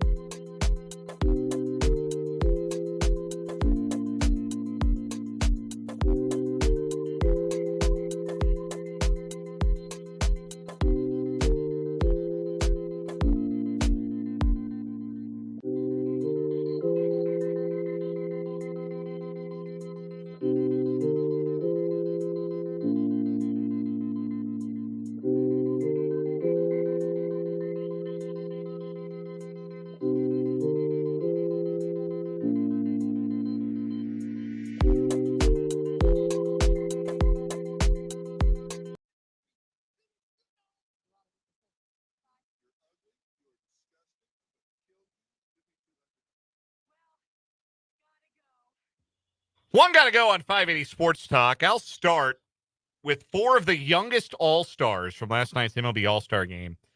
I'm going to make you take one for the rest of his career and then the one that's got to go. So this is a little bit of a two-pronged one got to go. You get one for the rest of his career, and one of them, it's like a start one, cut one situation here. From these 4 players, Pirates pitcher Paul Skeens, Orioles shortstop Gunnar Henderson, National shortstop C.J. Abrams, Padres center fielder Jackson Merrill. This is not fair. Okay, I'm going to tell you this right now. This is not fair. It's not meant to be easy. When I hear my answer is not fair. Oh, okay. When I hear Jackson Merrill, I think of former Utah State Aggie basketball player Sam Merrill, who everybody loved because he was losing his hair and he was fat. I'm sorry, Jackson Merrill. That's not fair to you, but that's why you're out. I cannot stop seeing Sam Merrill, so you're out. I want Skeens. I'm all in. I think Skeens is already great, and I think he is going to have an all-time career. I'm in. I've bought in 100%. Trenton, curious. Ball. Who do you want, and who are you cutting? Can I take it from the perspective if I'm the Kansas City Royals? Sure. I'm taking Paul Skeens, and I'm cutting Gunnar Henderson. Because I think Jackson Merrill could help in the outfield. He might not play center field over Kyle Isbell, but can you imagine him in left field? I mean, he's a 5-tool guy, kind of. And then Paul Skeens, the Royals would have an electric 1-2-3 in Reagan, Skeens, and Lugo. And I can cut Henderson and Abrams pretty comfortably because we got Bywit Jr. Yes. That makes it a lot easier. Man, the idea of Reagan's as a 2 is amazing. A lot of fun. That's right? really fun. So the one I'm keeping is Gunnar Henderson. Position players for me, surer bets than pitching prospects. That's why Henderson gets the nod over Skeens for me. Henderson's got 28 home runs this year. He hit 28 all of last year. He's just improving by leaps and bounds. I think he's going to be one of the best players at short in the league for a very, very long time. I'm cutting C.J. Abrams, even though I think he's a super exciting player with some really fun power potential. I'm a little worried about where the base stealing has gone for him. He was 47 of 51 stealing bases last year, 15 of 25 stealing bases this year. Also, doesn't walk, so he's very batted ball dependent in his offensive profile. And Merrill, to me, 2 years younger, learning a new position on the fly, and he's been an above average major league hitter after like less than half a year at AA as a 21-year-old. That's pretty special to me. And he's got the good speed too. So Merrill gets a nod over Abrams for me. And Skeens obviously is I think special, but Henderson, the sure bet as a position player. He's my keeper, and I would cut Abrams. All right. For mine, we're going with types of hats. And your closet is going to be full, and you've got to wear these. Okay. Okay. You're probably thinking I'm going to go the flat bill, the fitted, the 5950, the trucker hat. Wrong, incorrect. Your 4 options: beret, fedora, coonskin cap, or the Stetson, the 10-gallon cowboy hat. Nobody would ever take me seriously again if they saw me in any of those hats. Dan walking in here with a beret on. Need this now. Nah, man. Like, if I saw myself in a fedora, I'd want to kick my own ass. That would be problematic. No, man, you cannot do with a straight face a coonskin cap. Not possible. That one's got to go. The other ones you can at least say, no, I'm making a fashion statement. The coonskin cap says I'm cosplaying as the Mountaineer for Halloween. Do you have it? Do I pick one that I would wear? No, pick one. Your closet is being filled with these, except one of them you can elect not to have. I would definitely wear a fedora as my top choice. I think I'm taking the Stetson as my top choice. I might look good in a cowboy hat. I have no idea. Yeah, I think I got to go with the cap, coonskin cap or whatever. Like you said, it just kind of look like a Mountaineer. I cannot believe the absolute erasure of American folk hero Davy Crockett in this studio today. I'm absolutely keeping the coonskin cap. And I'm keeping the cowboy hat because, frankly, they're cool. I would wear it. I might unironically wear one to work one day if I had one. Cowboy hat stays. I'm going to keep the beret. They're so goofy. Like, you can really play that up ironically. I'm in agreement with you. I would also kick my own ass if I wore a fedora. My best friend's brother is unique. All seasons, and I grew up in Chicago. We had a true 4 seasons: hot in the summer, cold in the winter, all that. Every day of the entire year wears a leather jacket and a fedora. Every day. So I've seen a lot of. Is he solving mysteries? Like, is he Dick Tracy? What are we talking about here? Like, he would keep it on, like, while mowing the lawn. He would wear a leather jacket and a fedora. I should also add, for context, he also keeps a toy lightsaber inside of his leather jacket. That is very important context. Very much. So I've seen a lot of fedora in my life. I could not pull it off. Text from the 316 on the Top Email Slide text line. Dan, the Stetson may make you look taller. I'm going to go wipe my nose because I've just been tagged by this texter from the 316. I'm going to figure out how to block this number during the timeout. When we come back, we're going to talk Big 12 football and the X factors for each of the conference's contenders. That's coming up on this edition of 580 Sports Talk.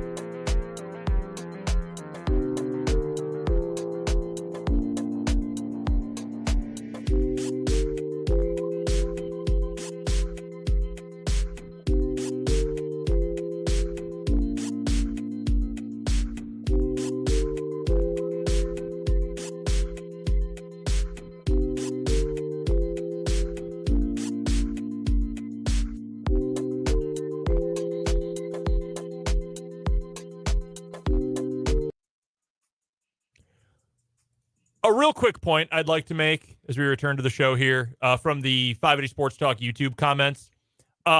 Mark says Indiana Jones's hat is the best hat. That's the thing about the fedora. You either need to look like a total badass or you look like a moron. Yeah. Harrison Ford, badass. You can either pull it off or extremely not pull it off. Yeah. It's a little like the Kangol in that way. Yeah. Like you either look like Samuel L. Jackson wearing it or you look like Woody Harrelson wearing it. No, that's for real. That's very true. Yeah, that's kind of how hats work. Do you ever wear a hat that's not a baseball style hat? No, I don't. I don't. Me either. I got the 5950s, and I've got like some 47 brand like dad hats that are also fitted. I've never been a big snapback guy. I'm definitely not a trucker hat like the mesh back. That's not my look. I mean, I am what I am in the hat department. I do not have anything else. Like, I guess that's a lie. I do wear a Santa hat on Christmas. I wear it all day. That's a good one. Yeah, that's. I just wear it around all day. I'll do full day. December 25th. I'm in the Santa hat. I have a lot of fitteds. I have a lot of snapbacks. I have a few of the truckers. I have a few of the dad hats. But no, I'm mostly wearing one with a brim, like a true baseball hat brim. I might get a cowboy hat though. I might get a coonskin cap at this point. I might want to feel like Davy Crockett. We were joking about it during the timeout, just showing up one day on the video stream. We were both just wearing 10-gallon hats, the most ostentatious 10-gallon hats we could find, and then not saying a word about it for the entire show. I kind of love that idea. To be completely honest I know. with you. We're not gonna say when we're gonna do it. We're just gonna do it and spring that surprise on our YouTube viewers. YouTube 580 Sports Talk. If you want to make sure you're subscribed for the day that comes when Brendan and Dan do cowboy hats. The Turd Ferguson Show. That's Brendan. I'm Dan. Trent Kraxner across the glass. Our summer intern is our producer engineer here on 580 Sports Talk. Coming to you live from the Kansas Drive to Zero studio. The Big 12 X Factors is what we're going to discuss on this segment of the program. Guys sound like Perd Hapley from Parks and Rec. The thing that we are going to discuss on this sports program is sports. Me filling out a discussion board post when I was in college. So you need 100 words on the Spanish-American War. Well, while reading this passage, I was extremely fascinated by this particular incident, which happened in this year. Yeah. 2 sentences, 100 words, A+. Fill in that word count. ESPN put out their top 25, preseason top 25 college football teams and named an X factor for all of those players. And they had the most boring possible answers for both Kansas and Kansas State.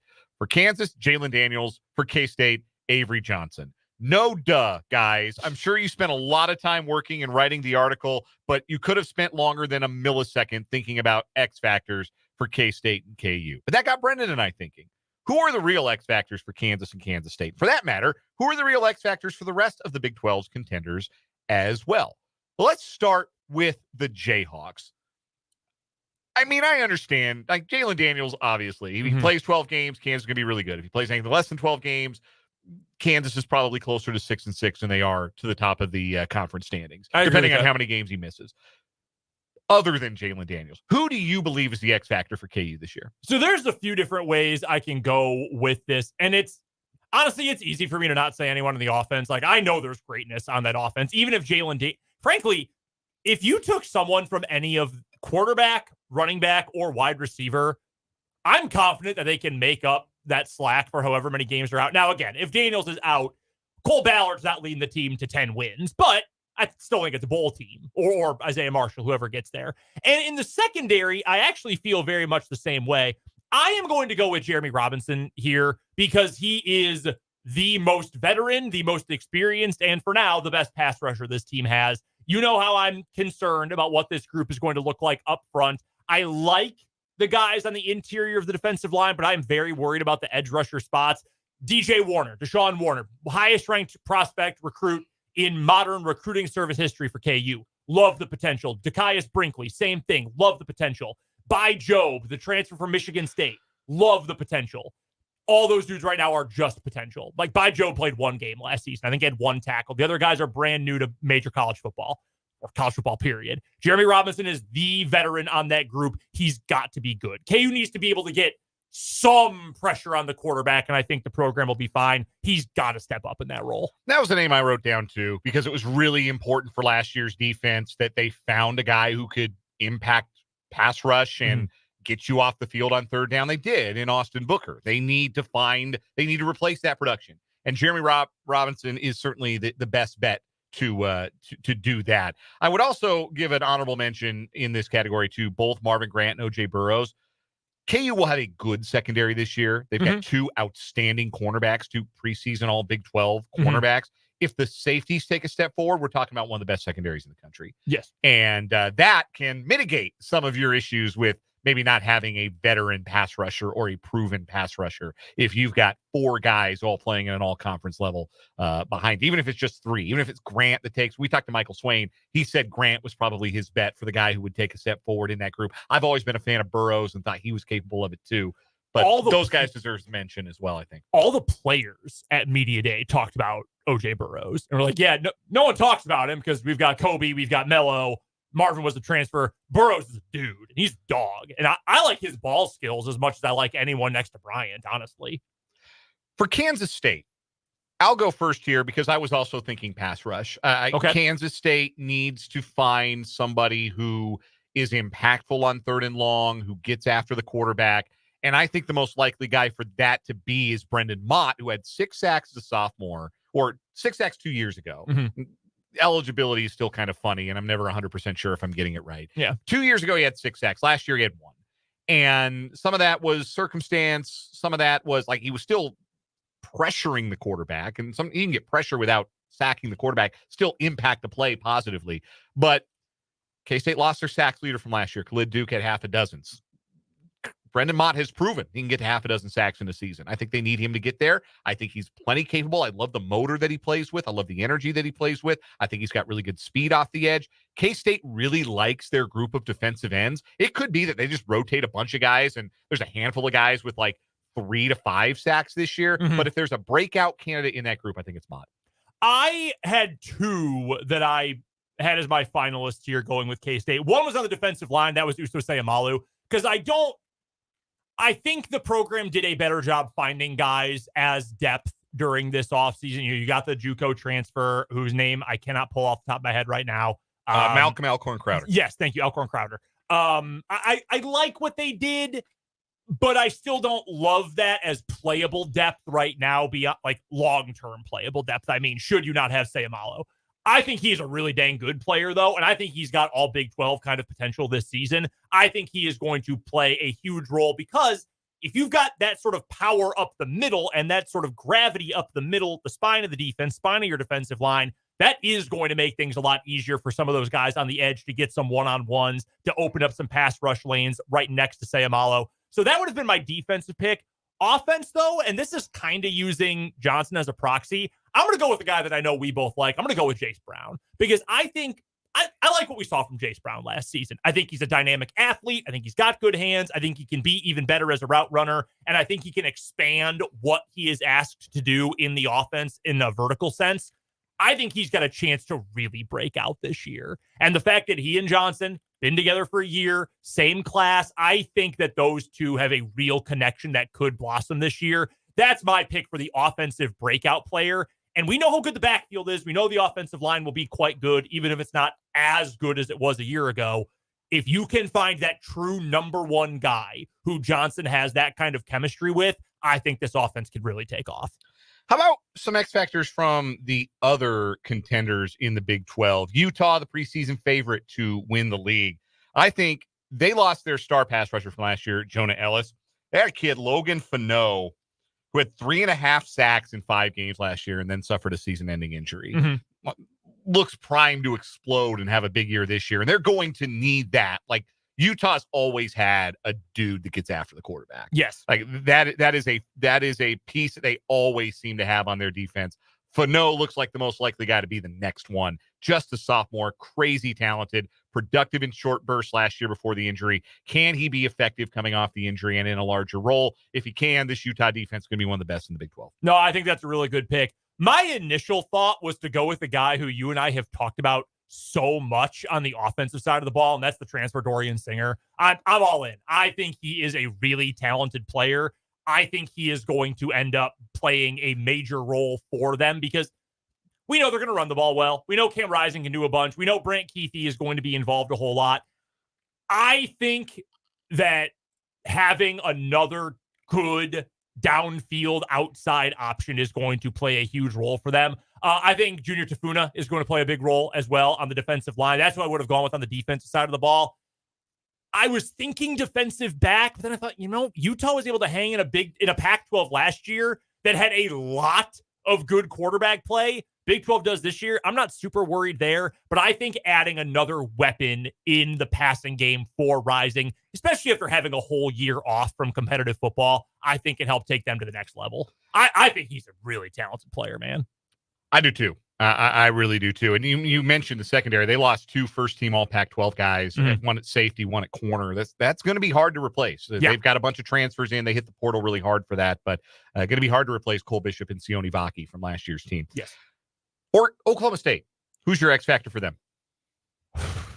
I'm sorry, I'm going with the easy pick here. I mean, it's got to be Bowman. Yes. It's boring, but it's true. He threw 14 picks last year. If you get decent to good Alan Bowman, this team has a chance to win the Big 12 championship and go to the college football playoff. Yes. I genuinely believe that. Yes.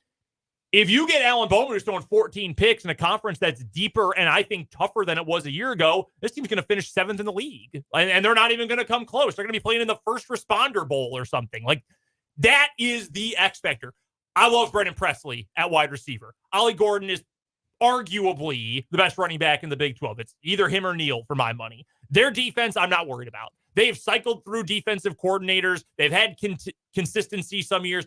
Their defense has been good for so long. I'm not worried about it at all. They need good quarterback play. That is the deciding factor. Yeah. If they go into games and they have distinctly lesser quarterback play than their opponent, and that could be the case just on paper in a lot of their games, Bowman's got to take better care of the football. He can't be a negative. Mm-hmm. Like last year, he was close to that, but it was good enough. He can't be a negative. You would think he'd learn to take care of the ball in his 13th year of college football, but who knows? How about for Arizona? My pick for Arizona is their running back transfer from New Mexico, Ja'Cory Krosky-Merritt. They had a good running game last year. I like him a lot, man. Jonah Coleman averaged close to 7 yards a carry. Like, Noah Fafita's not really a running threat. It's not really his thing. Mm-hmm. Like, you're going to drop back, and they're going to bomb it away. And which is tough for a small quarterback. They've got Teteroa McMillan and Montana Lamonius Craig. They got weapons. They're gonna do things through the air. But the presence of Coleman in the backfield really helped their offense be multidimensional last year. They don't have a guy who was a leading rusher for them back last year. Krosky-Merritt was a big get in the transfer portal. He was going to go to Arizona. Then he was going to go to Ole Miss. Then he swung back toward Arizona. If he's as good as he was at Ole Miss, or rather at New Mexico last year, he's one of the best backs in the Big 12 for me. I'm going to use the same logic here that I almost used for Utah, and I'm going to go with another guy who made all-conference to start the year, Takario Davis, who nearly left Arizona. He was in the portal for a lot of the spring. Second in the Pac-12 last year, 15 pass breakups. Again, lots of good offense, lots of high-flying offense, and some really dang good quarterbacks. You've got to be able to take the ball away or at least stop teams on third, and especially third and long. You got to rely on your best defensive back, so I'll go with Davis, who I think has all-league potential again this year. Give me one other from the league, from a team we haven't discussed, that you think, if it hits big for this player, could have a major impact on the conference title race, potentially. There's two that pop out. I'm going to go with Abu Sama because I think that's a player I think he is a ceiling raiser for Iowa State. I think Iowa State's going to be pretty good, or at the very least, very competitive this year regardless.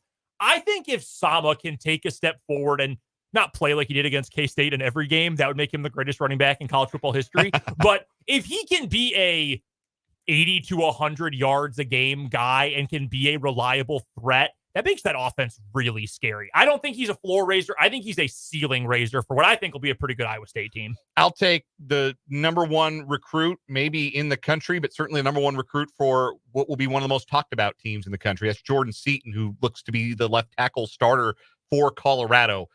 Colorado's got weapons. We all know it. They couldn't block anybody last year. I almost went with their whole offensive line. Yeah, I could have named all 5 guys, but Seaton is the true freshman who's going to play the most important position on that line. Yep. If he's good, and that offensive line is just okay, because they were so bad last year. If that's just an okay offensive line, that's a bowl team with a chance to maybe even be better than that, because there are going to be a lot of games they have the best quarterback on the field. That will give them a chance if they keep that quarterback upright. But then again, it's still a Pat Shurmur offense. I don't know how that's really going to look. I'm still much more bearish on Colorado, but if they have a decent offensive line, they're going to have a chance to be better than people think. That's going to do it for this hour of the program. When we come back, we're looking ahead to baseball's second half. We'll play What Is Wrong With You. Tim Fitzgerald will join us here on 580 Sports Talk.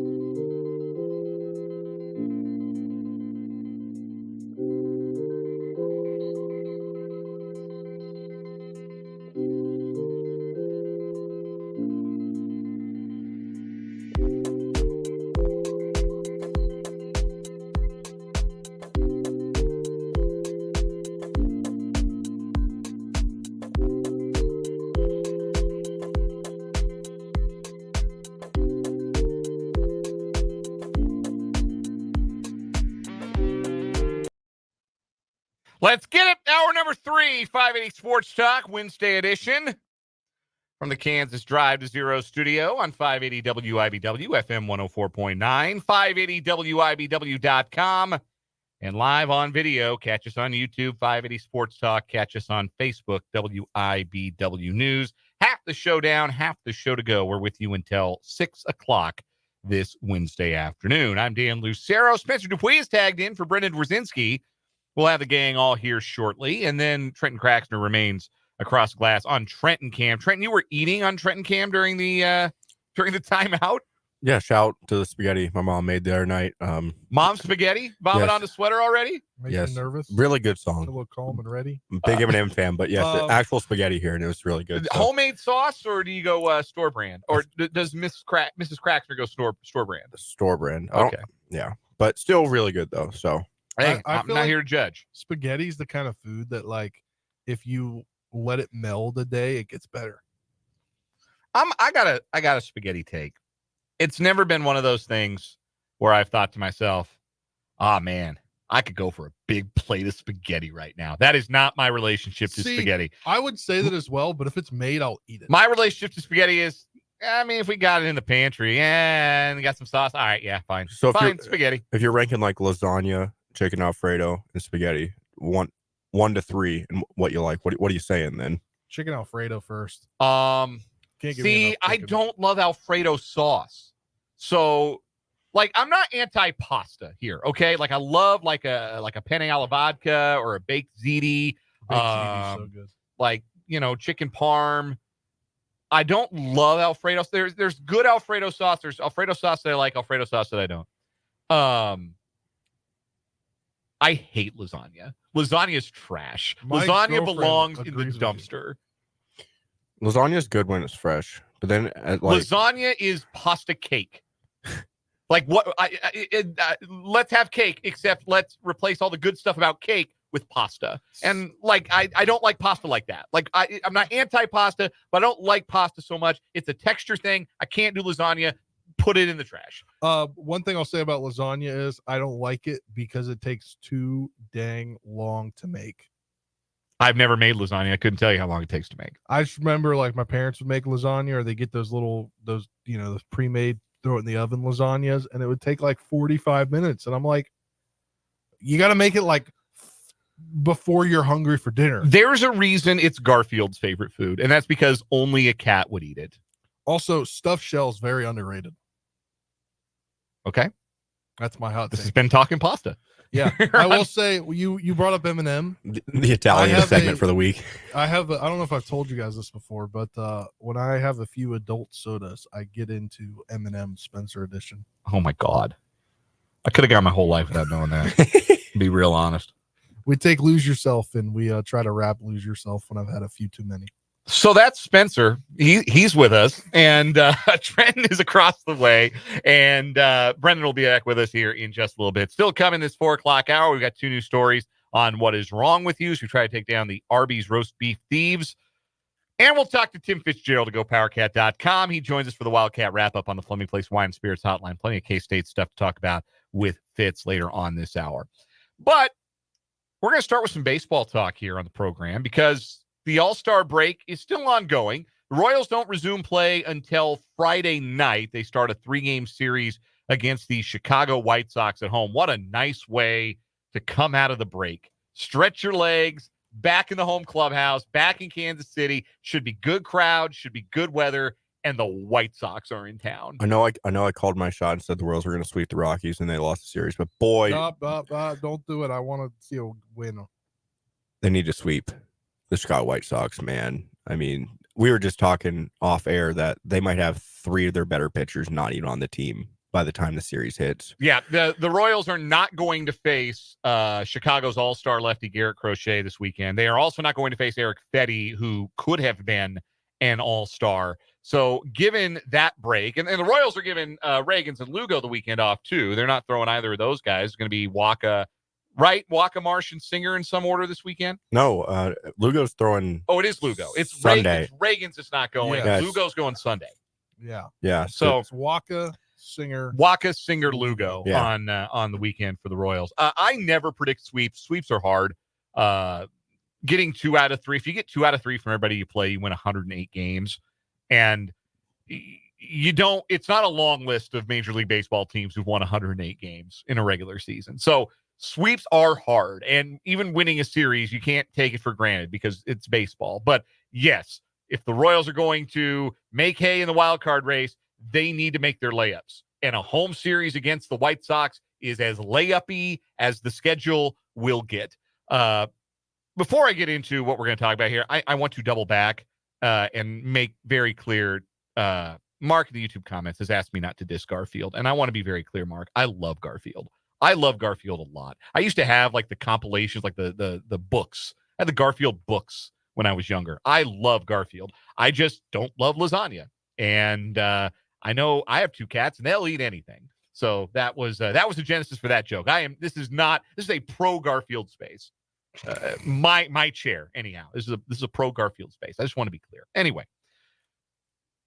the second half unofficially gets underway then this weekend, and I think we have a very clear hierarchy in both leagues. And I've done the work of tiering the teams in the American League and the National League. We'll get to the National League in a little bit because this is an American League program here following the Royals. The American League has 3 teams very clearly at the top. This is the we're definitely making the playoffs tier with Baltimore, New York, and Cleveland. All 3 of those teams are going to play in October. Now, Baltimore, New York are going to fight it out for whoever wins the East. You don't want to fall into that wild card round, that best of 3 where anything can happen. Even if you're the number 1 wild card, you get to play at home. Right now, it's Baltimore, 2 up in the loss column, a game up in the standings on the Yankees in the East, even though the Yankees took 2 out of 3 from them in Baltimore on the weekend. And then Cleveland, 4.5 up on Minnesota, and half a game up, 1 game in the loss column ahead of Baltimore for the best record in the American League. Boy, if you could have made some money, I'm sure, betting on the Guardians to have had the best record in the American League at the All-Star break. But that's where those 3 teams stand, and I don't think any of those teams are perfect. I have concerns about Baltimore's starting pitching depth and, frankly, New York's starting pitching depth and Cleveland's starting pitching depth. If we want to be completely honest about what my concern is for all 3 of those teams, it's the same. But they can go into the market, go out to the trade deadline, and feel like they know what they can address because their path is secure. They are going to play in October, those 3 teams. The second tier of teams are the wild card hopefuls complimentary edition. It's good that it's a good outcome that these teams are fighting for wild card spots. That's Minnesota, Boston, and Kansas City, who right now in that order are in the standings. Minnesota 54-42. Boston, half a game behind in the win column, 53-42. They have the final wild card spot as it stands. And then the Royals, 2 back of Boston at 52-45. Those are teams, even though Boston and Minnesota are only 4.5 games out of first place. I don't know either of those teams is catching the top of their division. I think it's likelier for Minnesota to catch Cleveland than it is for Boston to catch Baltimore, New York. If anybody objects, speak now, forever hold your peace. But I think it's likelier for Minnesota to catch Cleveland than it would be for Boston to catch Baltimore, New York. Because I think Boston right now, they're a team that is on an unsustainable hot streak. We've talked about batting average on balls in play on this program. You guys are aware that, generally speaking, your batting average on balls in play as a team or as a player is probably going to be on balance over a long enough period of time. Somewhere between 280 and 320 is going to be league average on that. The Red Sox in the month of July have had a batting average on balls in play of 355. That is what is really, I think, ringing the bell for them in this 20-9 stretch that they're in. They're scoring 5 runs a game. Everything's a hit. Yeah, and then they open at Chavez Ravine. Chavez Ravine. Chavez, excuse me. And then I think they have Seattle and then the Yankees again. So that's 3 big series for them. While on the flip side, the team right behind them, the Royals, are playing the White Sox, right, the Diamondbacks, and the Cubs all at home. And the Cubs are under 500, and the Diamondbacks are a game over 500. Just got back over 500. Yes. They've been below 500 most of the year. So and you're at home for all of those. And I know they're for sure at Los Angeles, and I think they're at Seattle too, but they might be at the Yankees at home. I don't know, but I know those are their like first 3 series out of the break. It's a tougher schedule for Boston just by virtue of being in the East, right? Like they got more games against good teams than Kansas City or Minnesota does, because there's no, even if Toronto blows it up in the next couple of weeks, and they might trade Bo Bichette, who having a terrible year, or they might trade Vladimir Guerrero Jr., who was an all-star. They might trade both of those guys. They might really blow it up.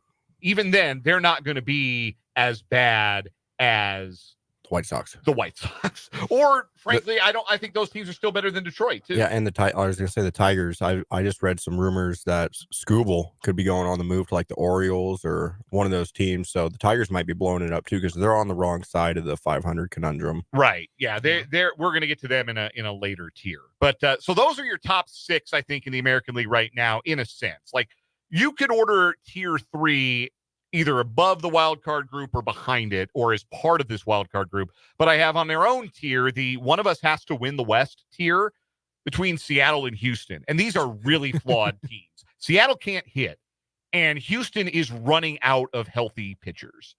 And there's a lot of guys that they're not going to get back this year. Like, they're going to get Verlander back eventually. That should help them. On the flip side, Justin Verlander is 41 years old, and he's not missing bats like he used to. Do you know who the Mariners play right out of the break? Who is that? You just said they play Boston eventually.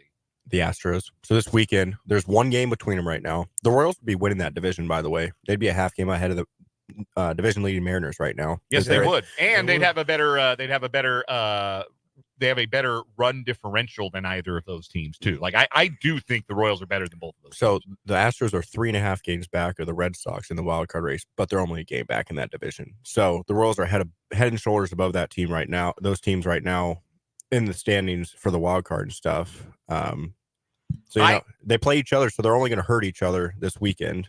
Houston's going to get healthy. They're going to get Kyle Tucker back eventually. They're going to get Verlander back eventually. That's going to help them, but I don't know how much prospect capital they've got to go get an extra starting pitcher, which I think they really need.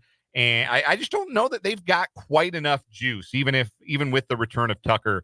They're a much better offensive team, though, than Seattle. So I guess it's kind of choose your flavor. Do you like Seattle's arms? They have an outstanding pitching rotation, one of the best in baseball.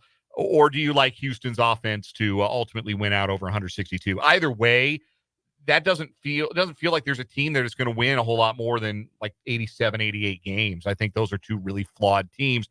One of them's got to win that division, so one of them is going to make the playoffs. So of those 8 teams in the top 3 tiers, Baltimore, New York, Cleveland, Minnesota, Boston, Kansas City, Seattle, Houston, 8 teams, 6 playoff spots. Is there anybody I've not mentioned yet that you think has a realistic shot at making the American League playoffs? No. Because I don't either. I think maybe the Rangers could come flying up the tiers, but I don't know if they have enough because they're getting a little bit more healthy. That's what I was going to say. Maybe. And Max Scherzer spoke a couple weeks ago and said when he was asked about if he wanted to be traded, he'd have to waive his no trade clause. He said, I think we're getting better. I think we can compete by the end of the year. Because they are 4 games under 500 right now, and they are 5 games back in the division. So you could put them in that who could win the West category tier that we just talked about, because they're only 5 games out and they're 4 games under 500 right now. You could, but again, like, they did get Scherzer back. They might get DeGrom back. I don't know. I feel like this is a team that's kind of solidly middle of the pack at everything. I think that their offense, like Semien and Garcia, have taken big steps back this year, even though both guys were all-stars. I don't know, man. I'm feeling like they might not have the juice in that West. And I feel the same way about Tampa Bay. I have them both on the same tier, which is wild card hopefuls derogatory version. Like, it's bad that those teams are in the wild card mix. Those are teams that I think were built to contend in their divisions, and for whatever reasons, they haven't done it. Now, both teams should get healthier pitching-wise in the second half. That could be something that gives them a leg up. But again, Texas has some work to do to get back in that 2-team mix ahead of them. And Tampa Bay's got work cut out for them because they're in the American League East, which is always a tough division. So I shouldn't say I don't see a path. I just think the path is unlikely for both of those teams. Yeah. The rest of the American League, you have tier 5. I call this the Brett Yormark levels of open for business tier. These are teams that I think are going to make a variety of selling moves here in the next couple of weeks before the trade deadline. Toronto, Los Angeles, Detroit, and Oakland. I don't know why it hasn't worked out for Toronto. On paper, it's a really fun roster, but Bo Bichette's suddenly one of the worst hitters in baseball. Kevin Kiermaier's unplayable. George Springer's washed. Alejandro Kirk isn't any good anymore. And it was looked like a flash in the pan. And they're starting pitching. They're 12th in the American League in earned run average. Yeah, losing Lourdes Gurriel and Teoscar Hernandez really opened up the eyes of everyone to how many holes are on that roster outside of that star power name. Exactly. Yeah, they've got they've not got much. They don't have a lot of guys who are like cleanly above average offensive players. And I think that Guerrero and Bichette could go at the trade deadline. Wouldn't surprise me one bit if that were to be the case. And then the Angels, we've talked about their pieces. Taylor Ward would look great in Royal Blue. We've talked about him at length. Yeah, and you could play third or the outfield, a corner outfield spot for him, which would be helpful, especially with MJ Melendez hitting the 10-day IL the other day. Mm-hmm. Yeah, could love a corner outfielder in Kansas City. Would love to see JJ Piccolo act with a little bit of urgency. Detroit, you mentioned some rumors about Skubal maybe moving on. Oakland, they don't have a lot of movable pieces. Maybe like an Abraham Toro could help fill out a contender's bench or something like that. But I don't know how many realistic moves are there for Oakland. And then in tier 6, I have the White Sox. It's the White Sox tier. Yeah. There's 50 feet of crap, and then there's the White Sox. Truly one of the worst teams in the modern era. And when they do trade at least one of their best starting pitchers, if not both of their best starting pitchers, and their closer, and maybe their star center fielder, I'm fascinated to see how far they fall. Like, could they win less than 50 games? Could they be the first team since, would it be the 03 Tigers, the last team that won fewer than 50 games? Because I don't think Houston. The Orioles. Did Baltimore manage that? In like 2017 or 2018, the Orioles won 47 games. Yeah, you're right. Yeah, I think 47 games in 2018. Oakland had one a couple years ago where I think they only won like 48 or 49. Oakland did. Wouldn't surprise me. But yeah, I don't know. I'm checking that. No, actually, they just got over 50 then. They won 50 last year on the nose. Okay. So yeah, it's hard to win less than 50 games. You got to be really, really bad. They're 10-37 on the road. 10-37. That's Rockies-esque. Speaking of the Rockies, please don't. They're 14-36, so they're pretty darn close. Speaking of the Rockies, I just want to clarify. The Red Sox play at the Dodgers, then at the Rockies before they get the Mariners and Yankees at home. So their first 12 games. So the Rockies are tough at home. They've taken series off the Guardians and the Royals at home. That's true. They're going to throw their soft tossing lefties and going to shut them down. Shout out to Kyle Freeland. Real quick, the National League tiers. I have one team sitting alone at the top, the best team in baseball by record. The Immaculate Vibes tier belongs to the Philadelphia Phillies. We talked about it a little bit yesterday. They have a very unique clubhouse, and it's a very unique relationship that city has with their team, but it's working. That thing is firing on all cylinders right now. They've got outstanding starting pitching. They had 2 setup men make the All-Star game. Their lineup's tough 1 through 9. Philadelphia right now, clearly the best team in baseball. On tier 2, I have the Dropping Like Flies tier. That is the Los Angeles Dodgers and apparently our banner. Spencer, would you like to give us a hand behind you there? Dropping Like Flies, our Kansas Drive to Zero studio banner.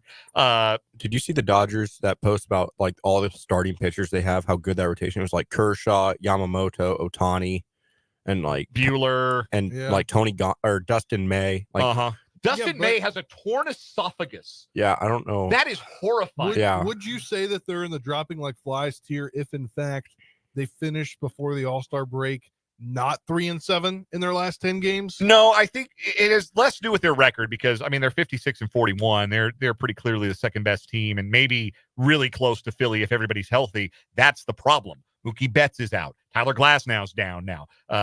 Yamamoto's on the 60-day injured list. They don't know about getting him back. Walker Buehler's hurt again. They've got a lot of questions, and they need some warm bodies in the starting rotation. Do you know who has started the third most games for the Dodgers among active pitchers this year? It's a gentleman by the name of Landon Knack. Who? That's not a real person.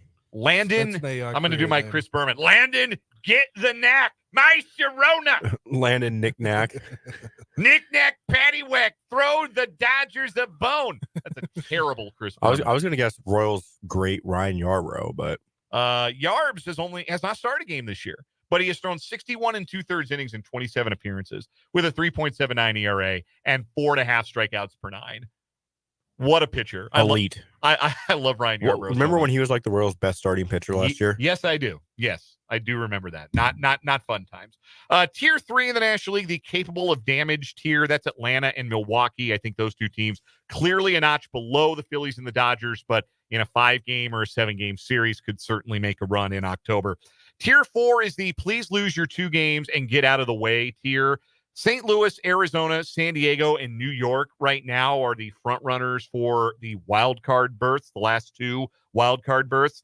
I don't like watching any of those teams play, and I would rather not see them in October for very long. Don't screw up what could be don't do a 2023 Diamondbacks and screw up the playoffs and cost us a Dodgers-Phillies series by messing around and pulling an upset in the wild card round. Nobody wants to see you any longer than the 2 games you might get in the wild card round. So get the Cardinals, the Diamondbacks, the Padres, and the Mets.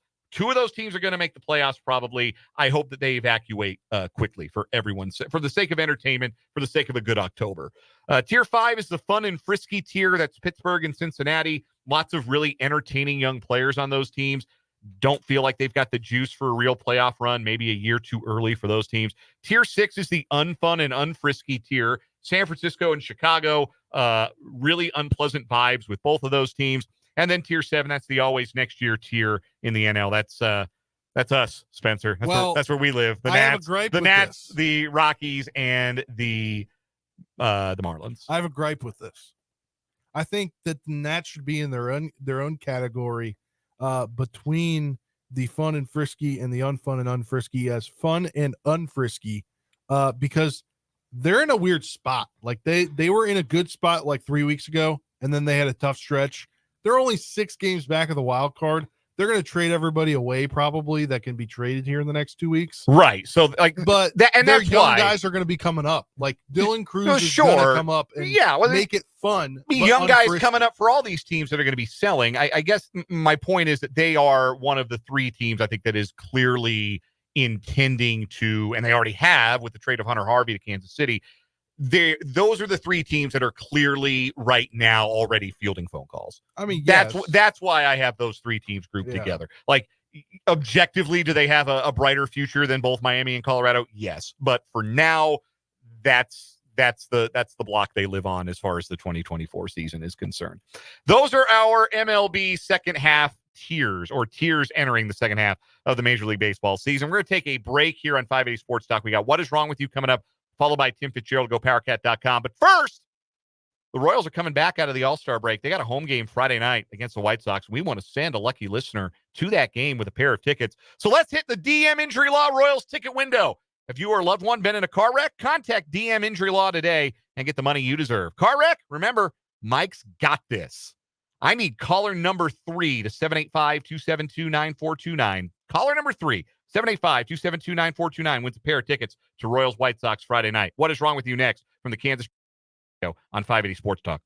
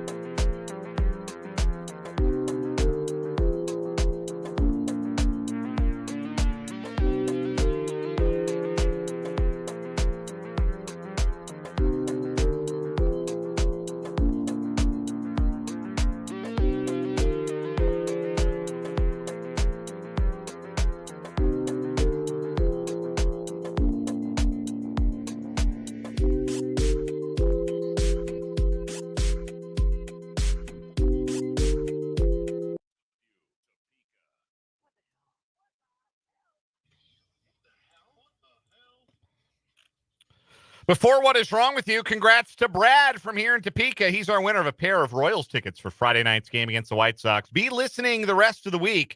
We're going to make some more visits to that DM Injury Law Royals ticket window, so be on the lookout for that. It's time for What Is Wrong With You. 2 new stories today to try to take down Arby's. We have the thieves, the 2 women that stole close to $3,000 worth of roast beef over a period of months from the Arby's that they worked at. And for the record, texter from the 785 on the Top City Mail Supply text line, I am not eligible for What Is Wrong With You this week for my lasagna take. My lasagna take is correct. It's bad.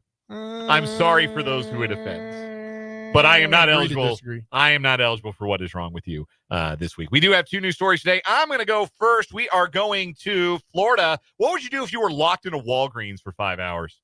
I would go and I don't know. Get some snacks, maybe? Yeah, get some snacks. That's maybe. what Christopher Morgan did in New Smyrna Beach, Florida. He was arrested early Monday for stealing various food and drink items from a Walgreens.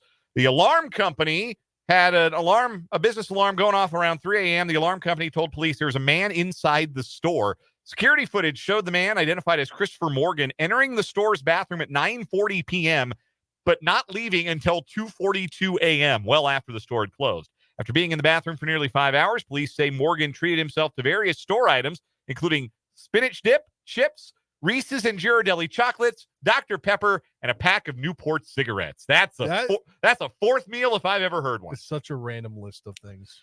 In body camera footage, security alarms can be heard going off as officers help the man unlock the doors from inside. As officers began to place Morgan under arrest, one officer asked if anyone else was inside the building, and Morgan, visibly confused, said he didn't know. I came in here to use the bathroom, he told officers. He resisted efforts to place him in the back of the patrol car, according to the police department, and spit on an officer once he was inside the vehicle. He was arrested for burglary of an unoccupied structure, larceny, petty theft, resisting an officer without violence, and battery on a law enforcement officer. That is our first story today. Locked in a Walgreens, helped himself to some treats. Trenton, what's your story today? So do you guys call an Uber ever? Or like a taxi or something? I have. Yeah, I've had that, done that before. Yes. Do you what do you go take it to do? Like probably come home from the bar. Oh, okay. Yeah, or if you're in a different city, like you take it to go places. Get around, maybe from the airport to the hotel, that kind of thing. Well, this fella from Haines City, Florida, called an Uber to go rob a Dollar General store. An Uber driver helped Polk County deputies catch a suspected shoplifter. Polk County Sheriff Grady Judd said Michael said Michael Mario. Michael Marrero. There you go. That's the word I was looking for. 32 of Haines City recently went to the local Dollar General store, grabbed a basket, started shopping, and just walked out of the store. The officer stated the dude walked out of the store without paying. According to the sheriff's office, a clerk at the store video recorded Marrero as he got into a Ford Fusion that drove away. Then the clerk called the sheriff's office. A few minutes later, Judd said the Ford Fusion returned to the Dollar General, where the driver explained he was working for Uber when he gave Marrero a ride. The driver told deputies, "I brought the guy here to shop. I didn't know anything was wrong until we started to leave, and the store employees were video recording me. I thought something was up here. Let me go and check it out." The Uber driver told deputies where he dropped Marrero off. This was not a hard crime to solve, the officer said. The Uber driver told us right where he dropped him off. We knocked on the door. Michael's mother answered the door, looked at the deputy, and said, "Well, what did he do this time? You can't make it. You can't make this stuff up." So we gotta wrap this segment up, but I do want to add this kicker here. That's his third arrest after 2 previous convictions for petty theft. So now it's a felony for Michael Marrero. But hey, at least he was responsible and called a ride share to go rob the Dollar General. That's a wild place to do some thieving. Anyway, who wins today, Spencer? Ooh, that's a hard one. I got to go with the Dollar General guy. That's really fun. That's really what I was funny. Say. I think it's going to be the Dollar General guy. Have an unwitting accomplice in your felony. Uber driver had to be just baffled. Like, wait a minute, did I just see what I think I saw? Am I accessory? Am I accessory to this crime? Am I in trouble now? I don't think though that beats the meat theft. No way. I still really love the $3,000 worth of meat stolen from Arby's. It was a good contender, but I don't think it tops the Arby. The Arby's thieves continue on as our What Is Wrong With You champions. Tim Fitzgerald joins us next on 580 Sports Talk.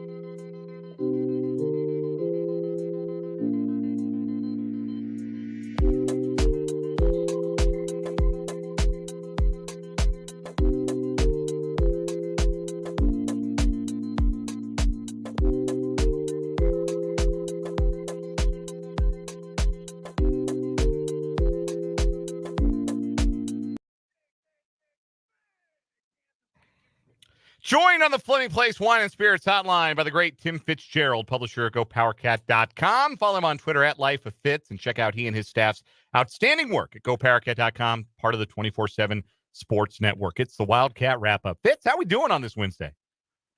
I am good. We got a door open. The dogs are coming and going. It's almost like nice weather. Not quite nice enough, but very nice. Yeah, it feels almost like early fall today. Not quite, not the heat of the summer. I'll take that all day long. Fitz, rumors beginning to emerge this week about the possibility of Florida State and Clemson to the Big 12 Conference. What was your gut reaction when you first started to hear some of that reporting, some of those rumors? What was your first thought about the idea of Florida State and Clemson in the Big 12 Conference? I didn't buy in at all until the other day when my colleague from the Arizona side, Jason Shear, reported his own information on it, because this dude was all over everything going on with the Pac-12 and the Four Corners and coming to the Big 12. He took a lot of heat. He stood up to it, and he was right. And so if Jason's source is telling him that this is going on, I'm going to believe him.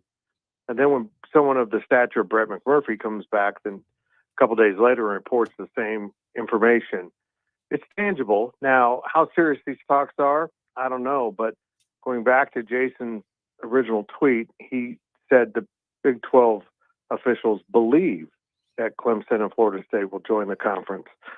So that indicates some confidence that this will take place, and it's very intriguing. And I think a lot of pieces now are beginning to make sense about everything that's been going on.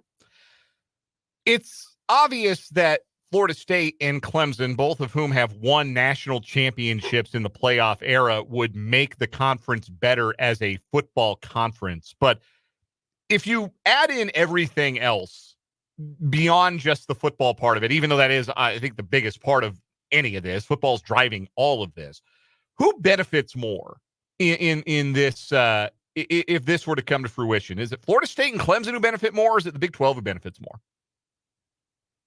It's a great question. Actually, I think it's probably pretty equal. In light, part of the report was that the Big Ten and SEC don't want either school. And if you look at what they're kind of shopping for, if they are shopping, they're in the position where they can be really finicky. Those schools don't fit the profile. They're both kind of looking to expand their footprint. SEC certainly is. That seems to be important to them to gobble up more and more territory and connecting states like Virginia and North Carolina. But the big adding schools all over the country now, they're in that phase, but they also want AAU status, the academic standing for their new members, and neither one of them have it. So it does make sense that those two conferences probably don't want those teams, but and that other schools might be more important to them in the expansion process. But there's only two things left on the table for the Big 12 to do to close the gap on football. One is get Notre Dame into the conference. Ain't happening. I mean, just not going to happen. And two is add the best football products, the most watched football products from the ACC into your conference and kind of, take that basically half of all the ratings for the ACC in the last 8-9 years have been with Florida State, Clemson, Louisville, and Miami. That's been half of their TV ratings in football. That's a stunning number that those teams have dominated it so much. So if you translate that over to the Big 12, if you can carry that money over, which is going to be part of the process, all of a sudden you're much more competitive with the Big Ten and SEC. You're not quite there, but you're in the neighborhood, so that maybe the next time around when you renegotiate, you can get that basketball contract and take advantage of your basketball excellence. I am of the mind, Fitz, that the Big 12 and any conference, and you may disagree, but I am of the mind that these conferences, and the Big 12 especially, should do whatever it takes to avoid getting in bed with private equity. I don't think that leads anywhere good. And again, I think reasonable people can disagree on that, but that's my opinion on the subject. It leads to my question. Do you think the Big 12 could get this done? Could entice brands like Florida State and Clemson to join their league, to leave the ACC and effectively blow that league up and join the Big 12 without needing private equity funds to do it?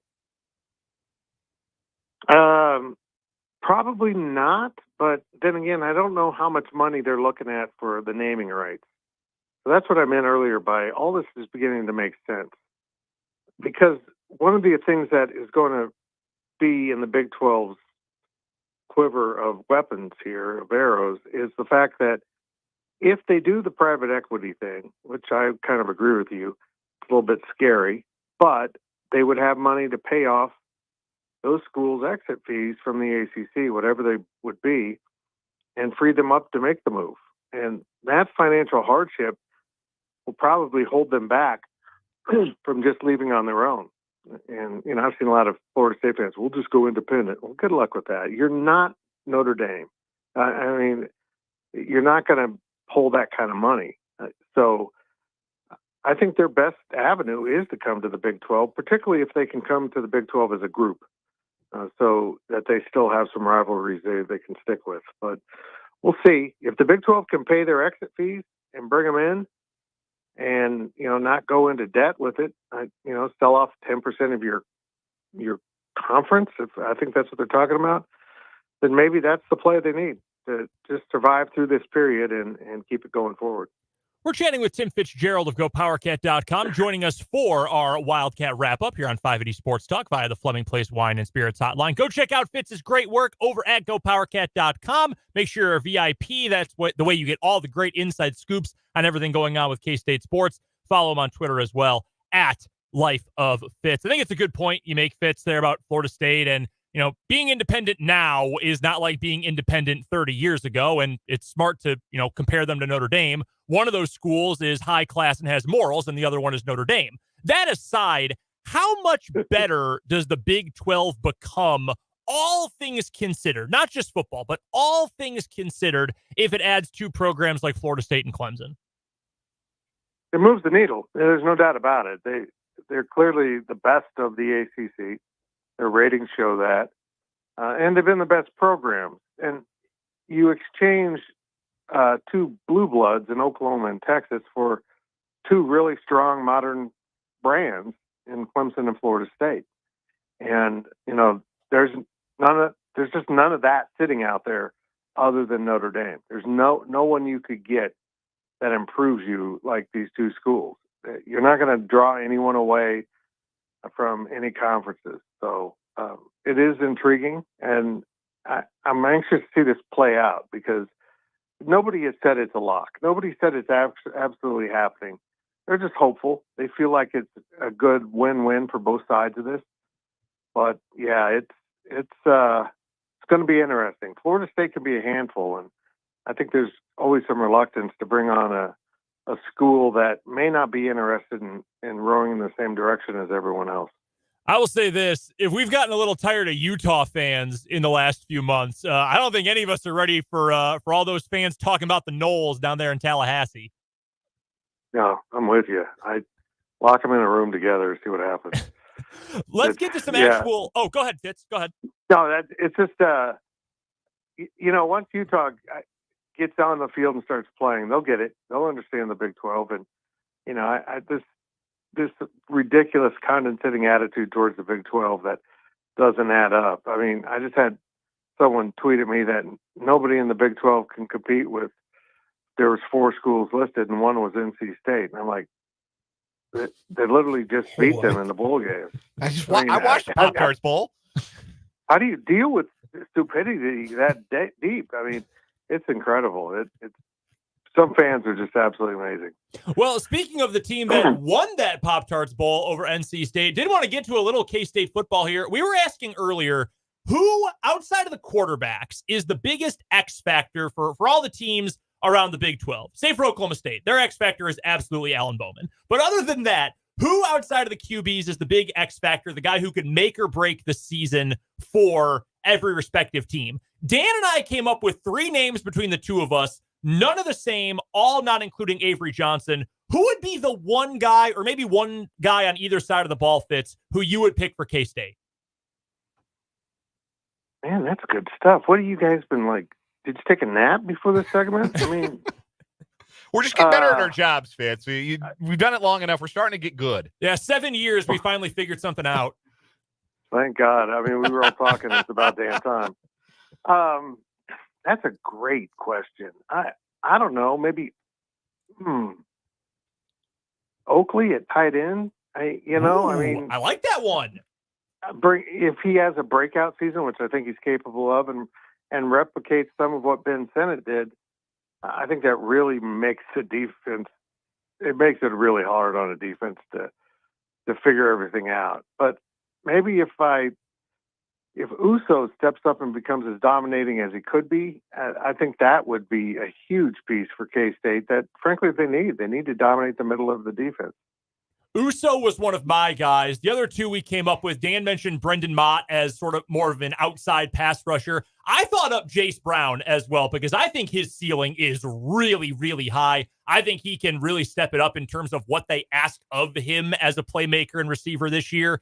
And I think, frankly, Fitz, if Avery Johnson we know how good the backfield's going to be. I like Oakley at tight end, and I think it's a good wide receiver room. But if there's a really strong connection between Johnson and even one guy in that receiver room, I think that takes this offense to the next level.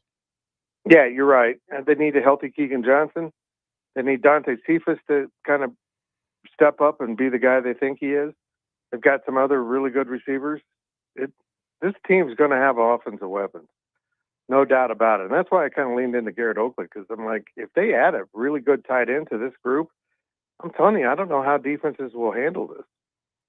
On the hardwood, beginning this weekend, it's one of my favorite not major sporting events of the year. The basketball tournament begins. I know last year, not a great outing in either the one or two games that the Purple Rain K-State alumni played. Have you seen the roster, and do you like the roster for this year's K-State alumni? Yeah, it's promising. I think every K-Stater will admit they wish Michael Beasley would come play in it. Yeah. Just because he's fun, and they could probably win it with him. But, yeah, I like this. I'm glad Jacob's back, and we'll see what they can muster. I'm glad they changed the name. I never was a big fan of purple and black. And I think the key here is we all see the roster, but we've seen the rosters in the past. Who actually shows up for the games and who's healthy enough to play in the games? Because they've been shorthanded quite a bit. And you just can't go into these things with 7-8 healthy players and survive it. Especially because all these guys are old, or a lot of these guys are old. Yeah. You need a little bit more depth for the Jacob Pullens of the world, right? Yep, you're right. You're exactly right.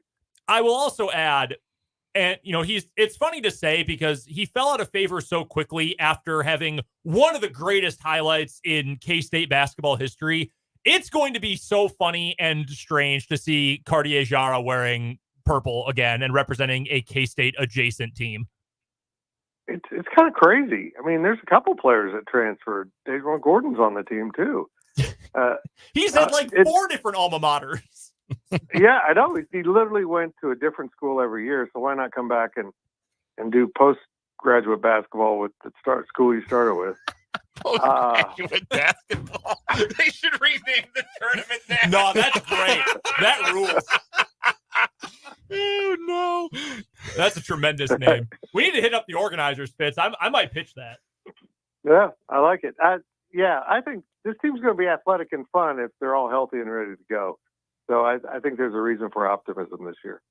Tim Fitzgerald covers the Kansas State Wildcats for GoPowerCat.com. He is the publisher. He and the staff at GoPowerCat cover the Cats like nobody else. Be a part of the 24/7 Sports family. Subscribe today and become a VIP. You can also, of course, catch Fitz on Twitter at Life of Fitz. And you can hear him on Wednesday at this time on the Floating Place Wine and Spirits hotline on Wildcat Wrap-Up. Fitz, it is always a pleasure to have you on the show. We look forward to doing it again next week. Thank you, boys. Our podcast drops in the morning. We will be on the lookout for that. Thank you very much, Fitz. We appreciate you. That is Tim Fitzgerald. Guys, I want to remind you to check out my good friends at Calhoun's Jewelers right here in the capital city. Every single time I have gone in for absolutely anything, and I'm going to tell you right now, I got to go in here soon because my ring needs to get cleaned. But whether it was finding our wedding bands, my wife's engagement ring, gift shopping as well, it's always been a great experience there. I would recommend right now, go check them out. either online at calhoonsjewelers.com or visit them in person at 1801 Southwest Gage Boulevard here in Topeka. One more hour to go, and the gang's all here in the Kansas Drive to Zero studio on 580 Sports Talk.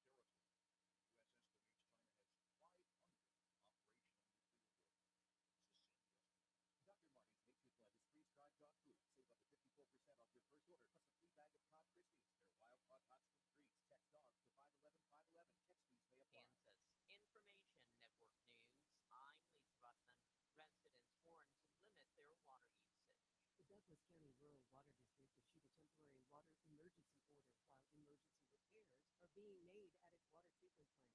Residents in rural eastern Shawnee and western Douglas County are advised to use water for necessary activities only. A posting on the water district's website said it hoped to resolve the issue quickly. In the meantime, residents of those areas can go to douglascorwd3.com for more information. T-Mobile customers in parts of Kansas experiencing loss of service. The Lyon County Emergency Communications Center reports T-Mobile is investigating a problem which is impacting customers in Lyon, Chase, and Osage County. Customers reported weakening or a loss of their carrier's wireless service. This is Kansas Information Network News. The weekend is just around the corner. When you're thinking about your plans and if you're drinking, remember to include safe transportation to your destination and a sober ride home. That's what Kansas fans of the plan ask themselves. Who is the designated driver? Who will I call if I need a sober ride home? What rideshare app can I use? And most importantly, think about who you get home safely for. This is a message from the Alpha Media Drive to Zero studio team and the Kansas Drive to Zero Coalition. Biden's at it again. Inflation, rising costs for everything. What now? Try big government control of our Medicare drug benefit. The more I hear, the more it seems we can't afford Biden's Medicare agenda. They're right. And it's because seniors are already feeling the pain of Biden's drug coverage changes, with almost 2 million forced from their plans and spiked premiums for nearly 5 million more. Now, Congress wants to expand the Biden Medicare agenda even more. But studies show Biden's plan will restrict access, shrink coverage, and limit availability of needed drugs for all seniors. Thankfully, Senator Roger Marshall is a champion for Medicare drug coverage. Call him at 202-224-3121. Urge him to stop Biden's radical Medicare changes by opposing S-1246 now. Paid for by Seniors for Better Care. Pushing through this evening and into the overnight hours with fair weather for Topeka and all of northeastern Kansas. Our low dropping off right around 60. Hitting the low 80s by later on Thursday with plenty of sun. Thursday night clear and a low at 60. We are sunny on Friday, the high near 85. Some isolated shower and thunderstorm chances are pushing in Friday night, the low 65. Scattered showers and thunderstorms likely Saturday night, and more chances Sunday. I'm meteorologist Jennifer Naramore from the Capital Federal Weather Center. This is the voice of Kansas, WIBW Topeka.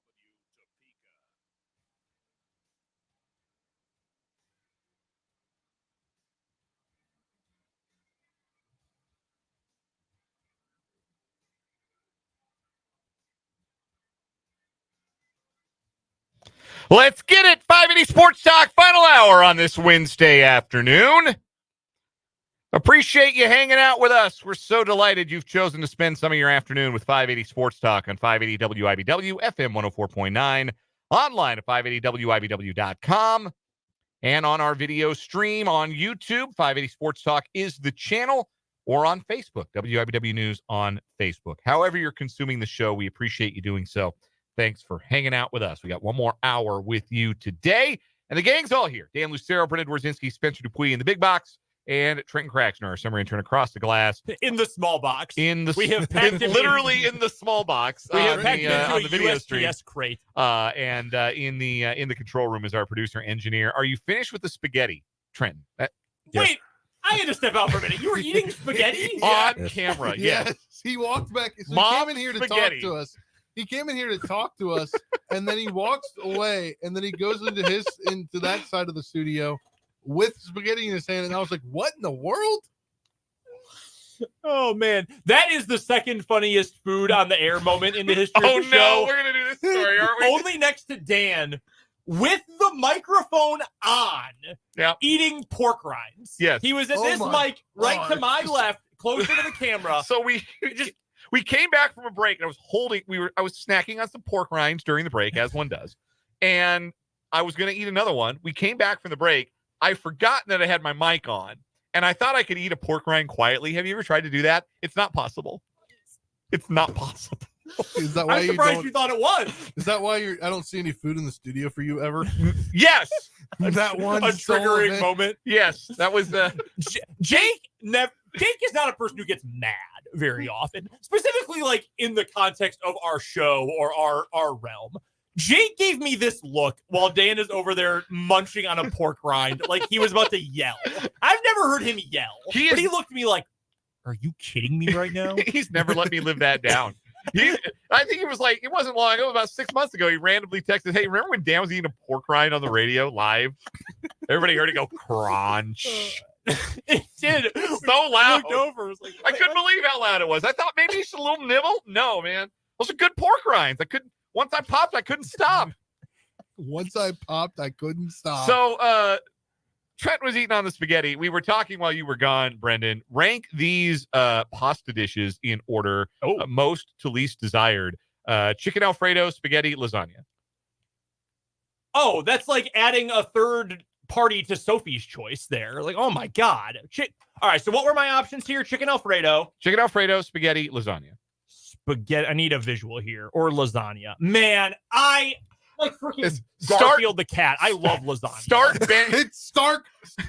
He brought up Garfield because I said there's a reason they made lasagna Garfield's favorite food because only a cat would eat it.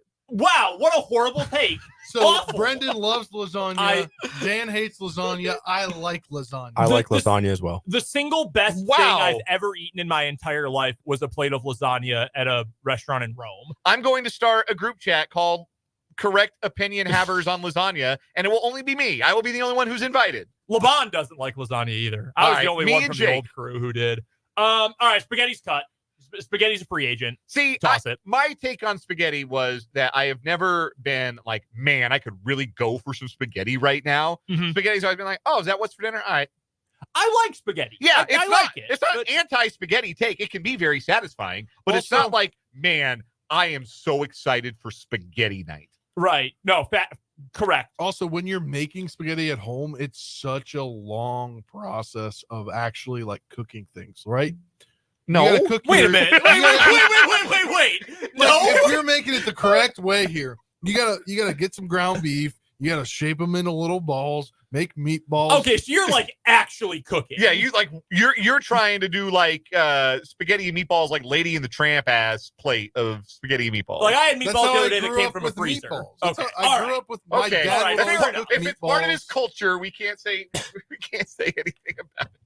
All right, fair enough. Yeah, that's fine. I ate him out of the freezer the other night. Like that's fine by me. A thing of ragu and like. In fact, I have some in the break room right now. My wife has much better feel for like the time the noodles need than I do. I never had great feel for cooking pasta. I've gotten better, but in fact, we hijacked a whole entire segment of the radio show about this one day that led to the revelation that you at the time, Brendan, did not have any Tupperware. That is correct. That's when our former coworker Amber was listening to us from our reception desk, went out and bought me some. Yes. Wow. Yeah, he went to Walmart. Very nice lady. Amber was great. Yeah, presented it to you on the air the next day. Walked in mid-segment and just dropped it on the table right where you're sitting right now. So were there cameras then? No camera. I'm gonna say no. Yeah. Tragically.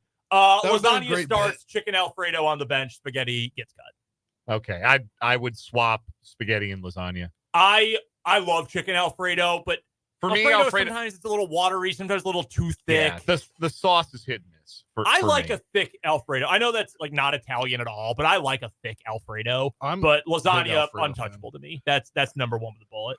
So I just hate how long it takes. Like if you go and get yourself a Stouffer's lasagna, it'll take 45 minutes to cook in the oven.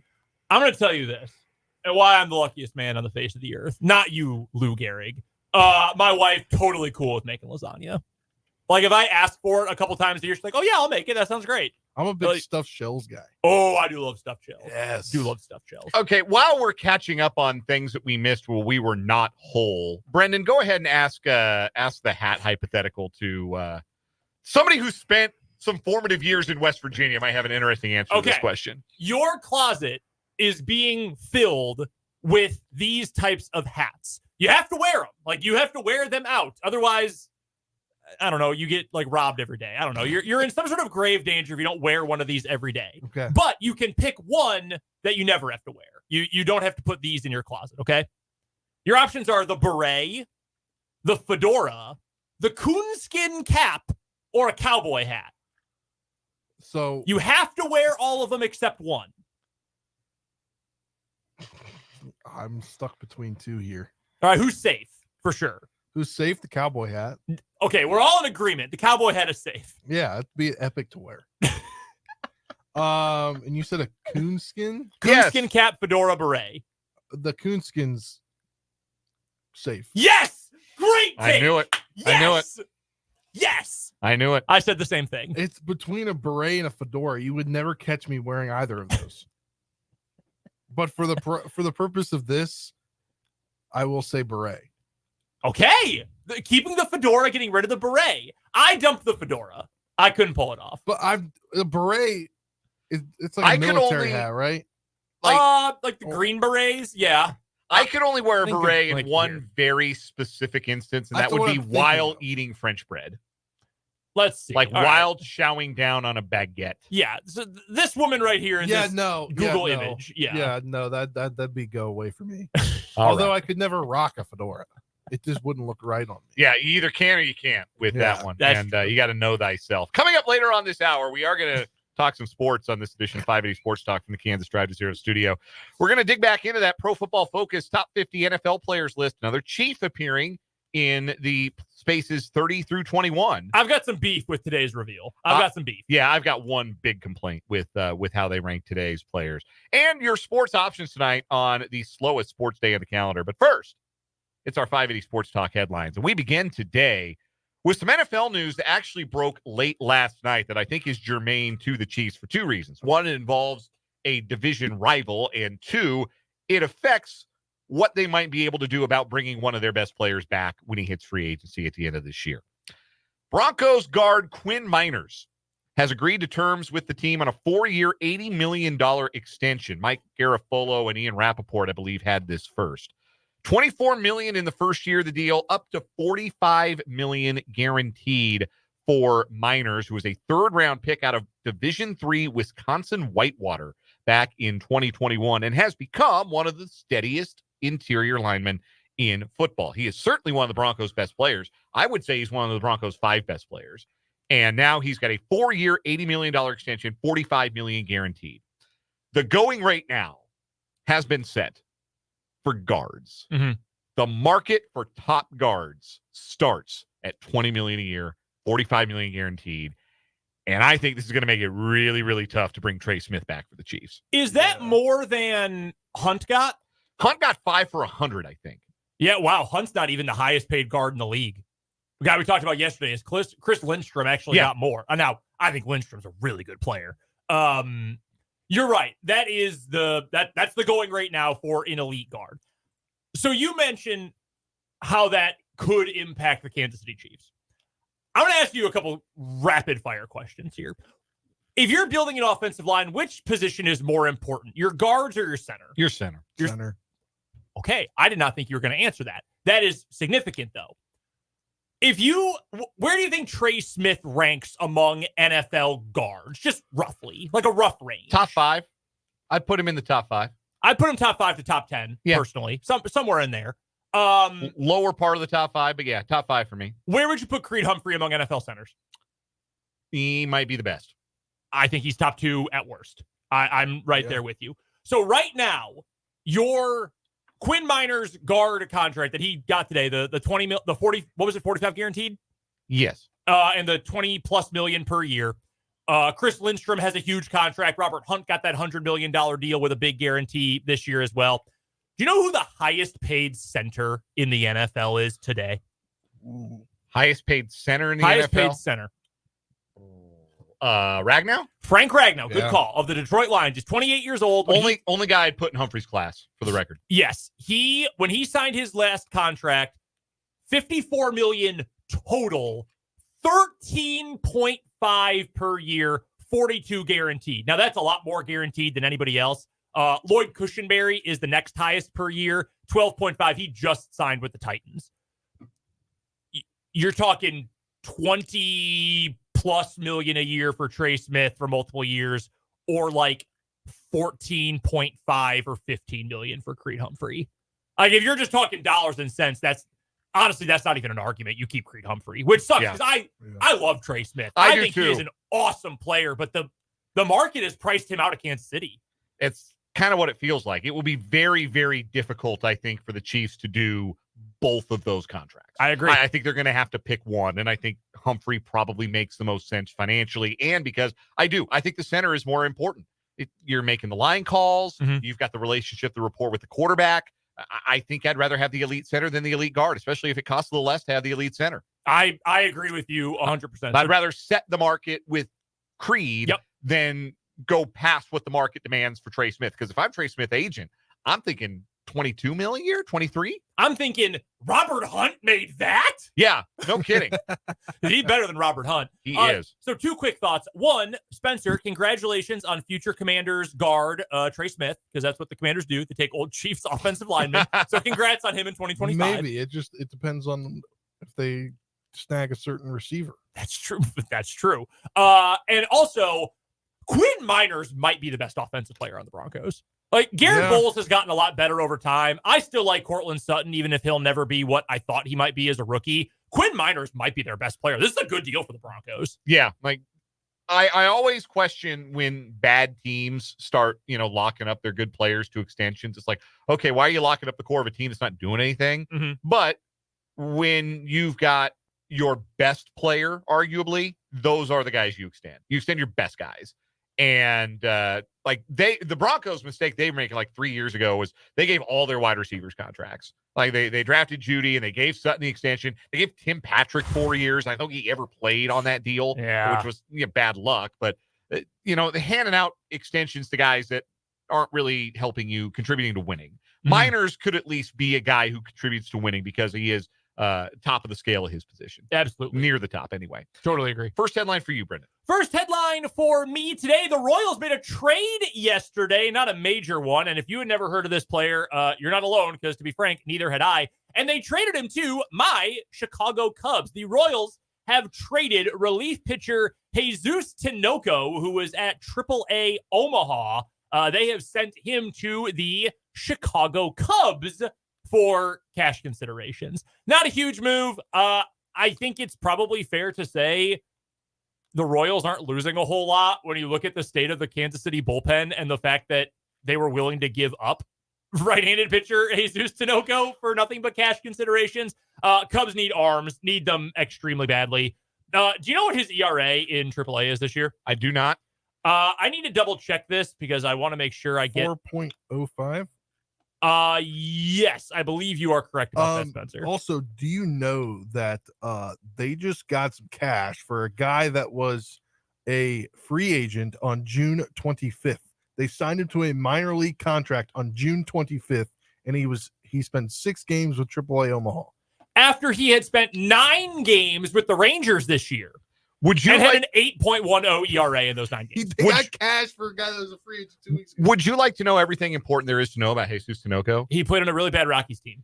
Yes. He's a Venezuelan right-hander, Venezuelan descent. He was acquired by the Rockies in a trade with the Toronto Blue Jays that most notably sent Troy Tulowitzki from Colorado to Toronto. He was one of the prospect pieces that came back, made it to the major leagues as a reliever. Also, as a member of the Rangers in 2022, he gave up Aaron Judge's 62nd home run. That is the interesting Jesus Tinoco facts. Those are the interesting Jesus Tinoco facts. So that tells you all you need to know about who the Royals gave up. So to get cash for that, to be honest, pretty good. That's pretty what I'm good piece of saying. Like, business. they literally signed him not even a month ago and was like, he was on the open market. That's pretty good. Jesus, I'm in love with Tinoco. Spencer, give me a headline before I freak out. Yes, Please. the WNBA is striking it rich. They get a $2 billion media rights deal coming down the line. The agreement's more than triple the league's current media rights revenue. It's going to be with ESPN, Amazon, and NBC. Also, this further takes things down that we could see higher salaries in the WNBA by 2026 because of this multi-billion-dollar rights deal. Kathy Engelbert, the commissioner of the WNBA, probably has to feel pretty good right now because she fairly recently anyway, said they wanted to, I think it was double salaries in the league or double the size of the salary cap and got pretty much laughed at by people outside of the WNBA. Like, yeah, okay, you're still like a little side pet project of the NBA. Chill out. I mean, this is real money. Like, this is for a league that right now is only 12 teams, will soon be 14. This is pretty good. And I'm sure Ion is thrilled that they got a WNBA package this year and have gotten good ratings and have drawn a lot of attention. Ion ain't competing with NBC and ESPN to get packages this big. Nope.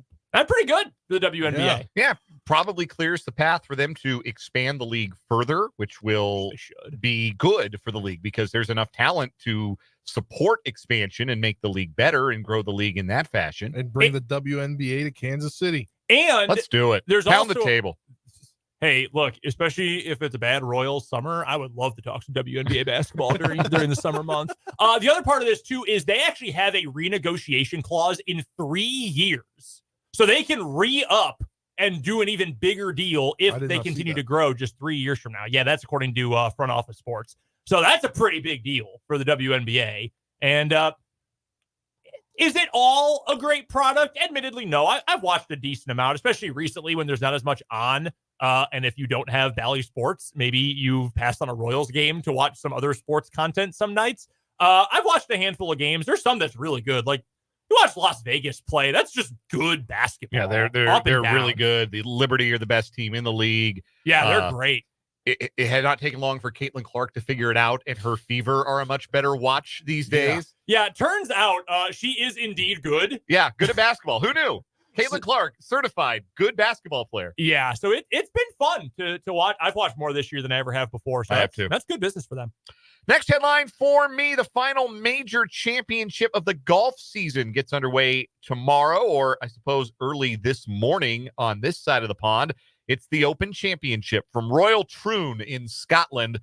That sounds fake. That sounds like they're mispronouncing a word. No, that's the course. Like, there's like 15,000 people that live in Troon. So, like, imagine if they played. I want to get this right. So it's a really small town, and the golf course is there, and every so often they bring this major championship there. Imagine, if you will, like a Super Bowl in Great Bend, Kansas. Yeah. That's basically what this is. That's basically how many people you are bringing and descending upon a town of that size. 14,950 is the population of Troon. Great Bend, 14,489. That's pretty crazy. Spot on. Yeah, that's crazy. So that's kind of what you're dealing with here. So it's a big deal. Obviously, Royal Troon hosting this year's Open Championship. The professional sports franchise of Topeka, Kansas, Gary Woodland, will tee off at 6:31 a.m. if you're going to be up. And Lord knows, as a parent of a 6-week-old, I might be. Gary Woodland tees off 6:31 a.m. He's playing with a 2-time champion golfer of the year, Ernie Els, and Alton Vandermew, South African amateur and the 2024 African Amateur Champion. That's what got him into this year's Open Championship. Ernie Els, by the way, the champion in 2002 and 2012. So it's been a while. But he's still kicking on the Champions Tour. In fact, I think he won last week on the Champions Tour. Ernie Els, Big Easy, still got some good golf in him. Anyhow, that's when Gary Woodland plays, 6:31 a.m. Other notable golfers to tee off in round one tomorrow. Tiger Woods, 8:37 a.m. He's going off with Patrick Cantlay and Xander Schauffele, who are, of course, very good buds. Defending champ Brian Harmon, he tees off at 3:58 a.m. I might be awake for that. That's an interesting group. He goes off with my guy Sahith Theegala and Victor Hovland. The betting favorite is Scotty Scheffler, the number one player in the world, Masters champion. He goes off at 9:10 a.m. playing with Jordan Spieth and Cam Young. The U.S. Open champ Bryson DeChambeau has a early tee time, 3:47 a.m. Central Time. He's playing with Ludwig Åberg and Tom Kim. That's a fun group. It's also going to be a very slow group. Tom Kim is slower than erosion, and DeChambeau takes his time too. Ludwig likes to play fast, so he's going to be like muttering under his breath at Tom Kim, waggling over a iron on 6. Hell yeah. There might be a fight. Like that could get nasty with those three. There is a chance for the first American sweep of the major golf tournaments since 1982. Any of you want to guess who the major champions were in 1982? Jack Nicklaus. No. There is one name on here you should know because Arnold he is Palmer. a Kansas City legend. Oh my God, Tom Watson. That's right. Tom Yeah. Watson won 2 majors that year. in I was fact. going to say won the Arnold Palmer, but won the Masters and I believe the British Open. Raymond Floyd, Craig Stadler, the Walrus, were the other 2 golfers, American golfers, to win majors in 1982. But 3 American champs this year: Scheffler, Schauffele, DeChambeau. The Open Championship begins tomorrow. Did you see that there's a golfer, Colin Montgomery, one of the great European golfers of all time, said that Tiger Woods should retire and not play any more competitive golf? Really? And Tiger said, well, I'm exempting these events until I'm 60. He's not, but I am. Oof. Yeah. Colin Montgomery, rather famously, 0 majors. So. Yeah.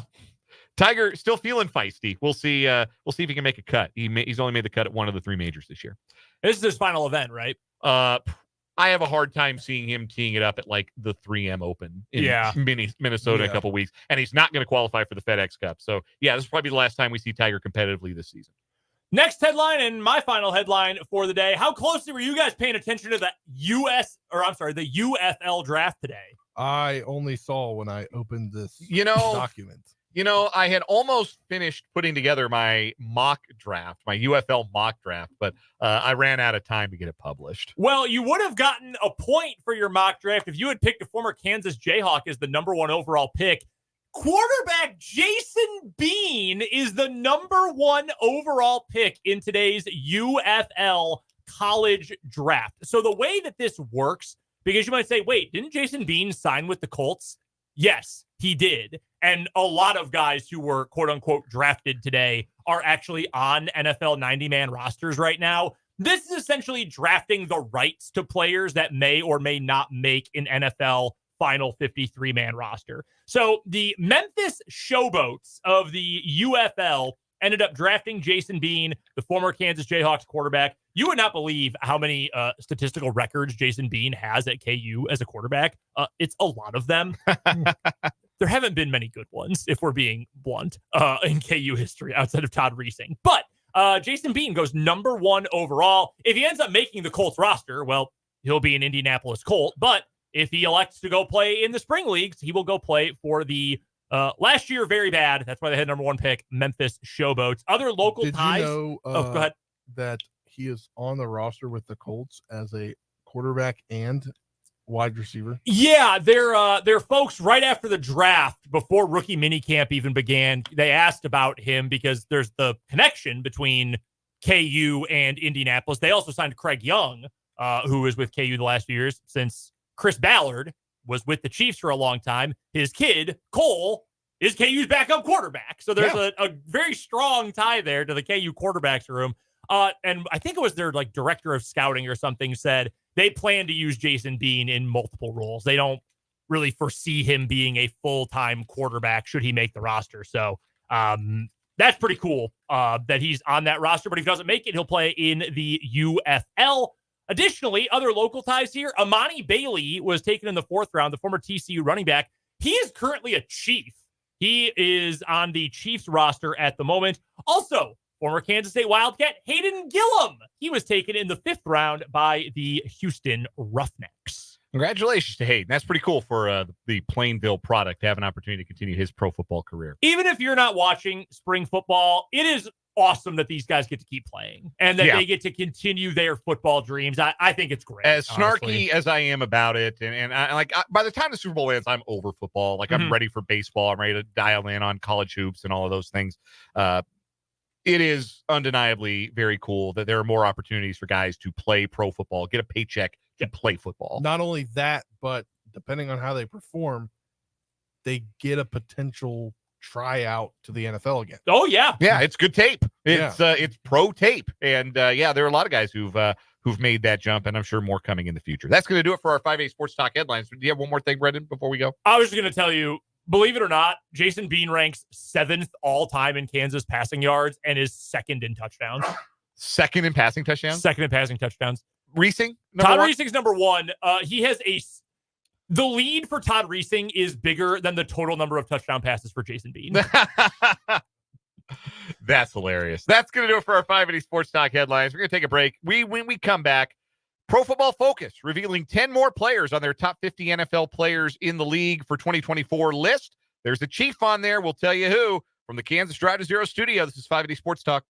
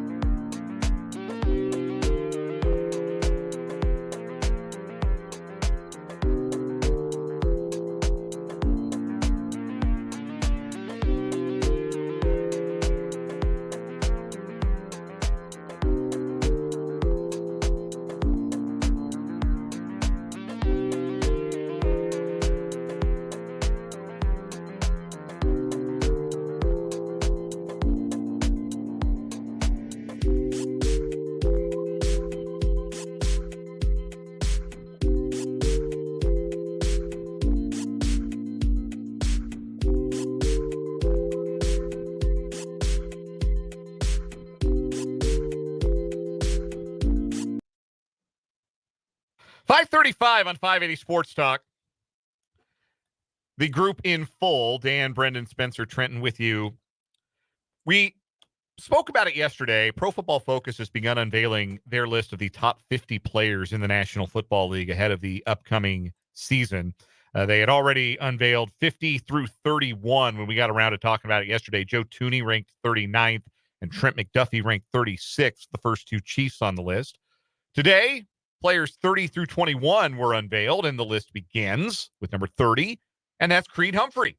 We thought Creed might be on the list. The analytics love Creed Adore Humphrey. him. Even more so than just like the average like ball watcher who can see that like clearly this is a guy who's one of the better centers in the league. The numbers all really love Creed Humphrey. This is what PFF had to say about him. Following Jason Kelce's retirement, Creed Humphrey now has the strongest case to be seen as the best center in the game, despite playing just 3 seasons in the NFL so far. 2023 was his weakest year of the 3. His run blocking is outstanding. He's allowed just 44 total pressures in 3 seasons of action. For the record, we mentioned Frank Ragnow. He came in at number 47 on this list. So pretty wide gap between the two guys that I think, again, if you pressed the average football watcher, who are the best centers in the league, those would be the two answers you would get more often than not. And a big gap, according to PFF, between Humphrey and Ragnow. The rest of the list from 29 down to 21. Number 29, Giants tackle Andrew Thomas. Number 28, Detroit tackle Penei Sewell. Number 27, Jets interior lineman Quinnen Williams. Number 26, Ravens safety Kyle Hamilton. Number 25, Eagles wide receiver A.J. Brown. Number 24, Bengals wide receiver Jamar Chase. Number 23, Buccaneers safety Antoine Winfield Jr.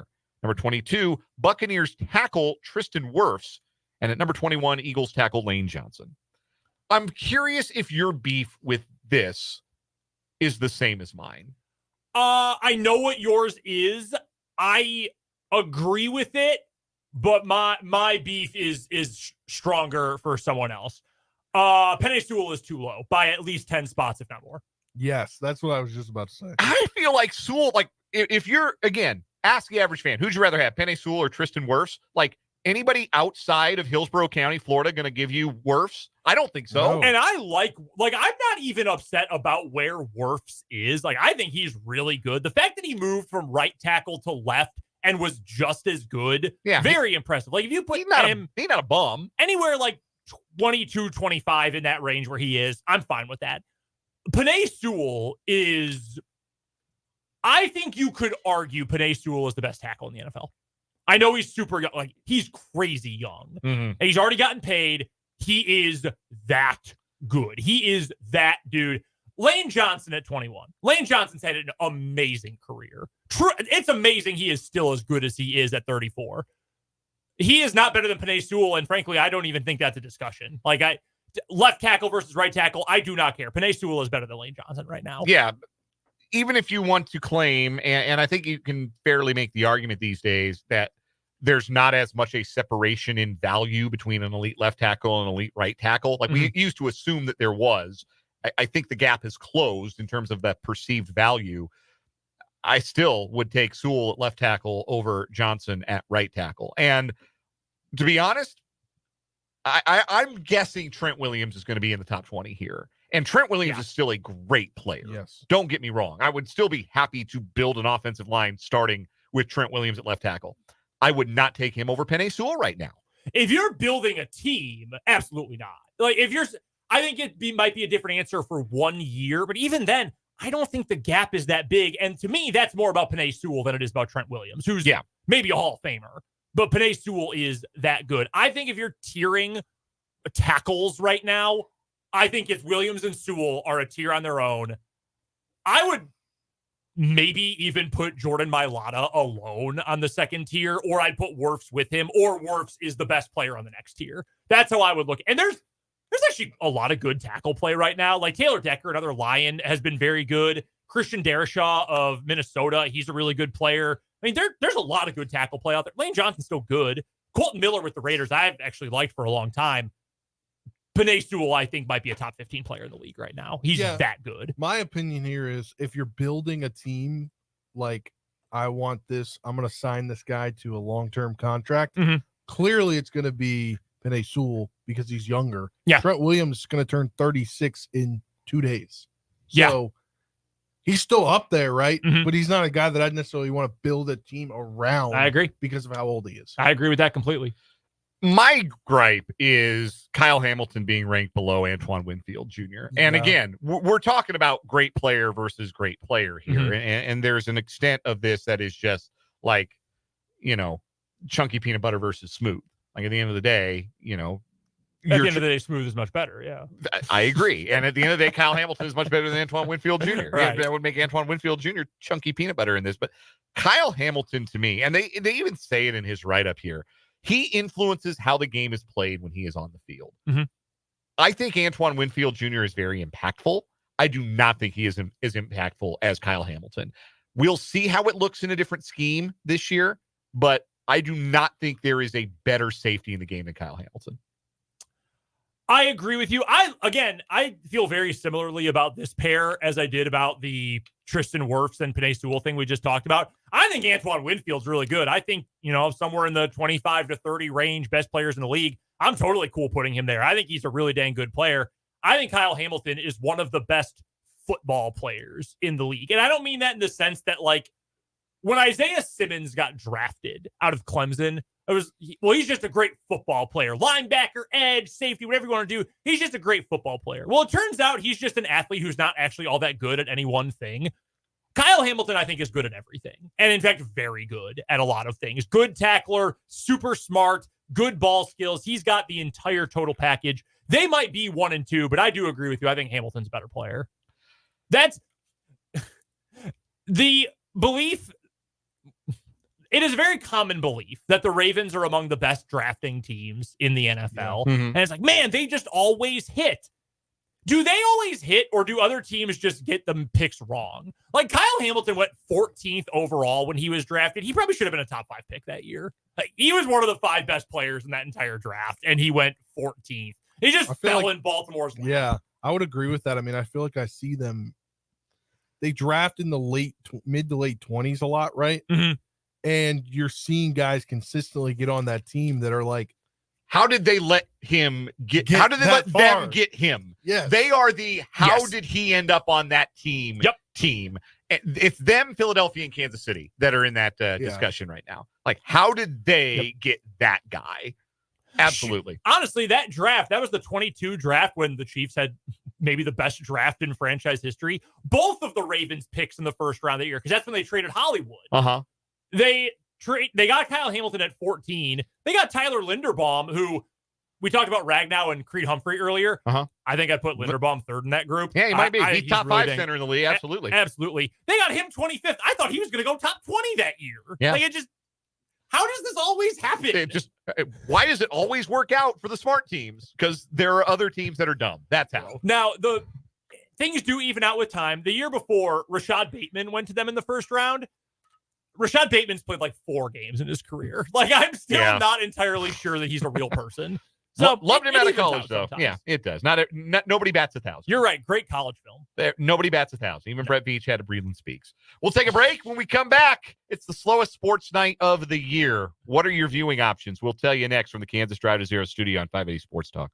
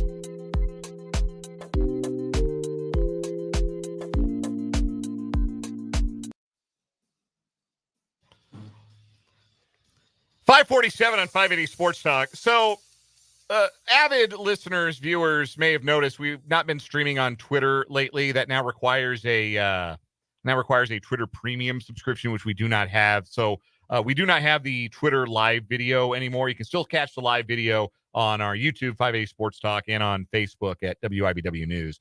But you can comment in the YouTube live chat. You can comment on Facebook, and we see all of those. But you could also comment on the Twitter, and we would see it in the chat window. Well, now, since we're not streaming video on there, we don't see any Twitter comments, but that has not stopped people from commenting on Twitter. And this is for you, Spencer. This is a comment. This is a reply in the 580 Sports Talk Twitter mentions from @Eddie the Davis. BTW, Stouffer's lasagna's butt cheeks.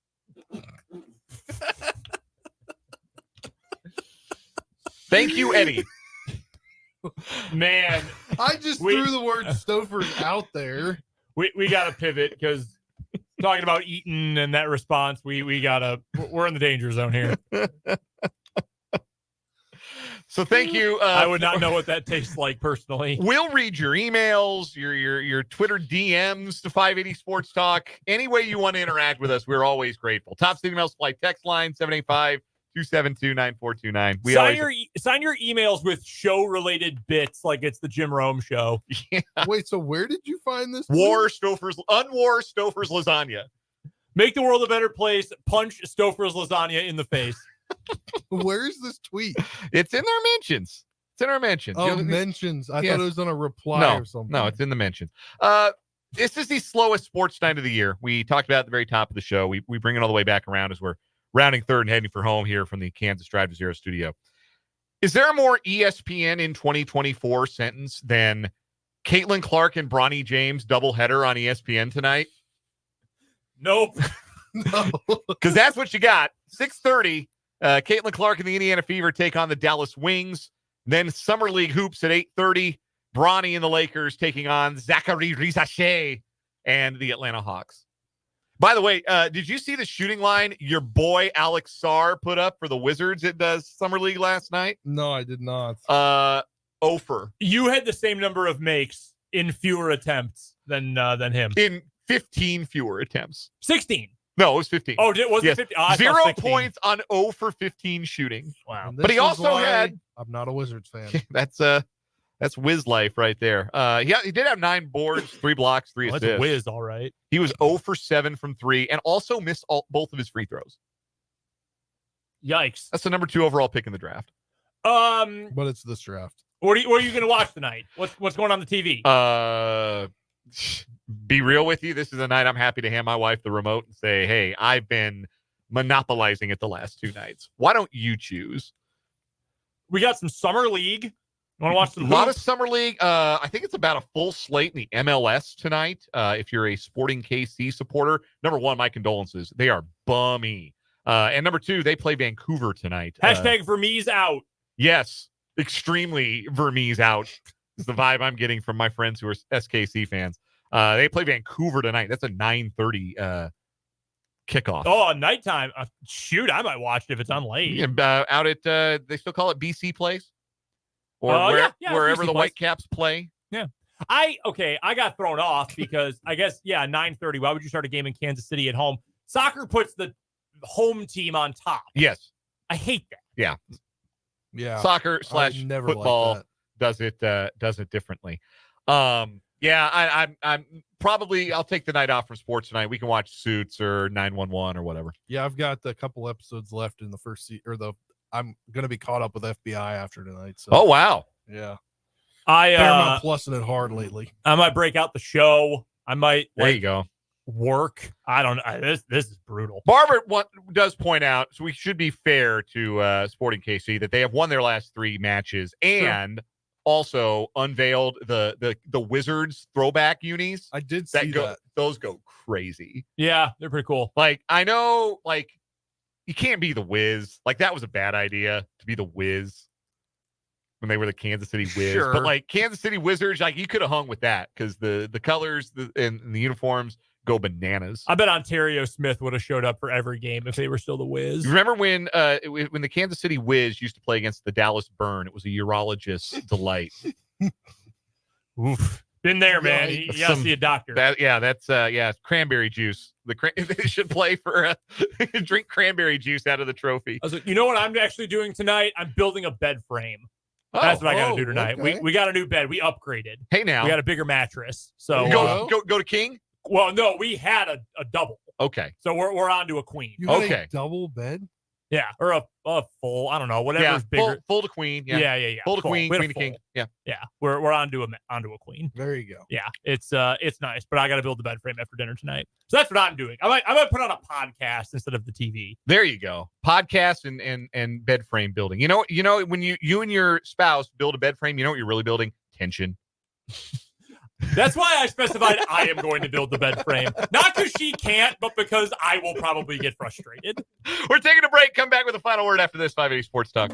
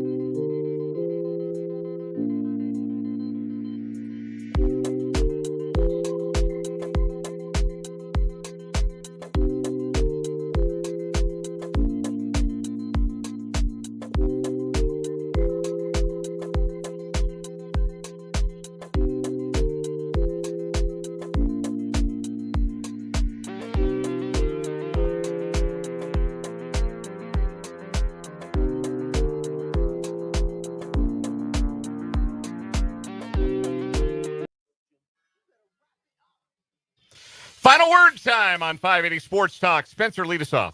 Yeah, it was great last night. Didn't get to talk about the All-Star game earlier. I wasn't on the show. Great last night, the way that it kind of happened for the Royals players. They come in the sixth inning. You get the battery of Cole Reagans and Salvador Perez, and Bobby Witt Jr. also comes in the game as well. And then in the next inning, you see Seth Lugo pitching. I think that was a pretty cool thing done by the AL manager, and it was a fun game to watch, honestly. Did you know I correctly predicted the final score of the All-Star game on yesterday's show, Spencer? Yes, I saw your tweet. Okay, just wanted to make sure you knew that I correctly predicted a 5-3 American League win last night. I did not even predict a score, but I did say AL. Well, we were all right about that. We were all right about that. My final word for today is that while I generally wear a similar style of hat every day when I am able to wear a hat anyway, out of the house, I think you guys were very disrespectful to the coonskin cap today. It is a true symbol of one of the great American folk heroes, Davy Crockett, among others. And I think it's a good look. I think it's unique. I think it would definitely keep you warm, especially if you were out in the wilderness, like hunting redcoats or whatever. And I think we should bring it back. Along with the Stetson, I think we should bring back the coonskin cap. All right. You can I was do your best. And did not know that's what it was. You guys do your best. I might have changed my answer. You guys can both show up in coonskin caps tomorrow and see how that goes for you. I wish. My final word today is that I am very eager to see how the Chiefs deploy Jaden Hicks in the secondary this coming year. Very excited to see what kind of role he takes. I think he's a smart guy, a versatile guy, and I could tell that listening to his press conference today. Also, my final word is that you're all wrong about lasagna. It's bad. That's going to do it for 580 Sports Talk here on this Wednesday. We're going to be back tomorrow from 2 to 6. We'll have Chiefs training camp storyline number 2 We will hear some more Chiefs player audio, and we'll start previewing the Royals' second half of the Major League Baseball season. For Trenton, Brandon, and Spencer, I'm Dan from the Kansas Drive to Zero studios. This was 580 Sports Talk.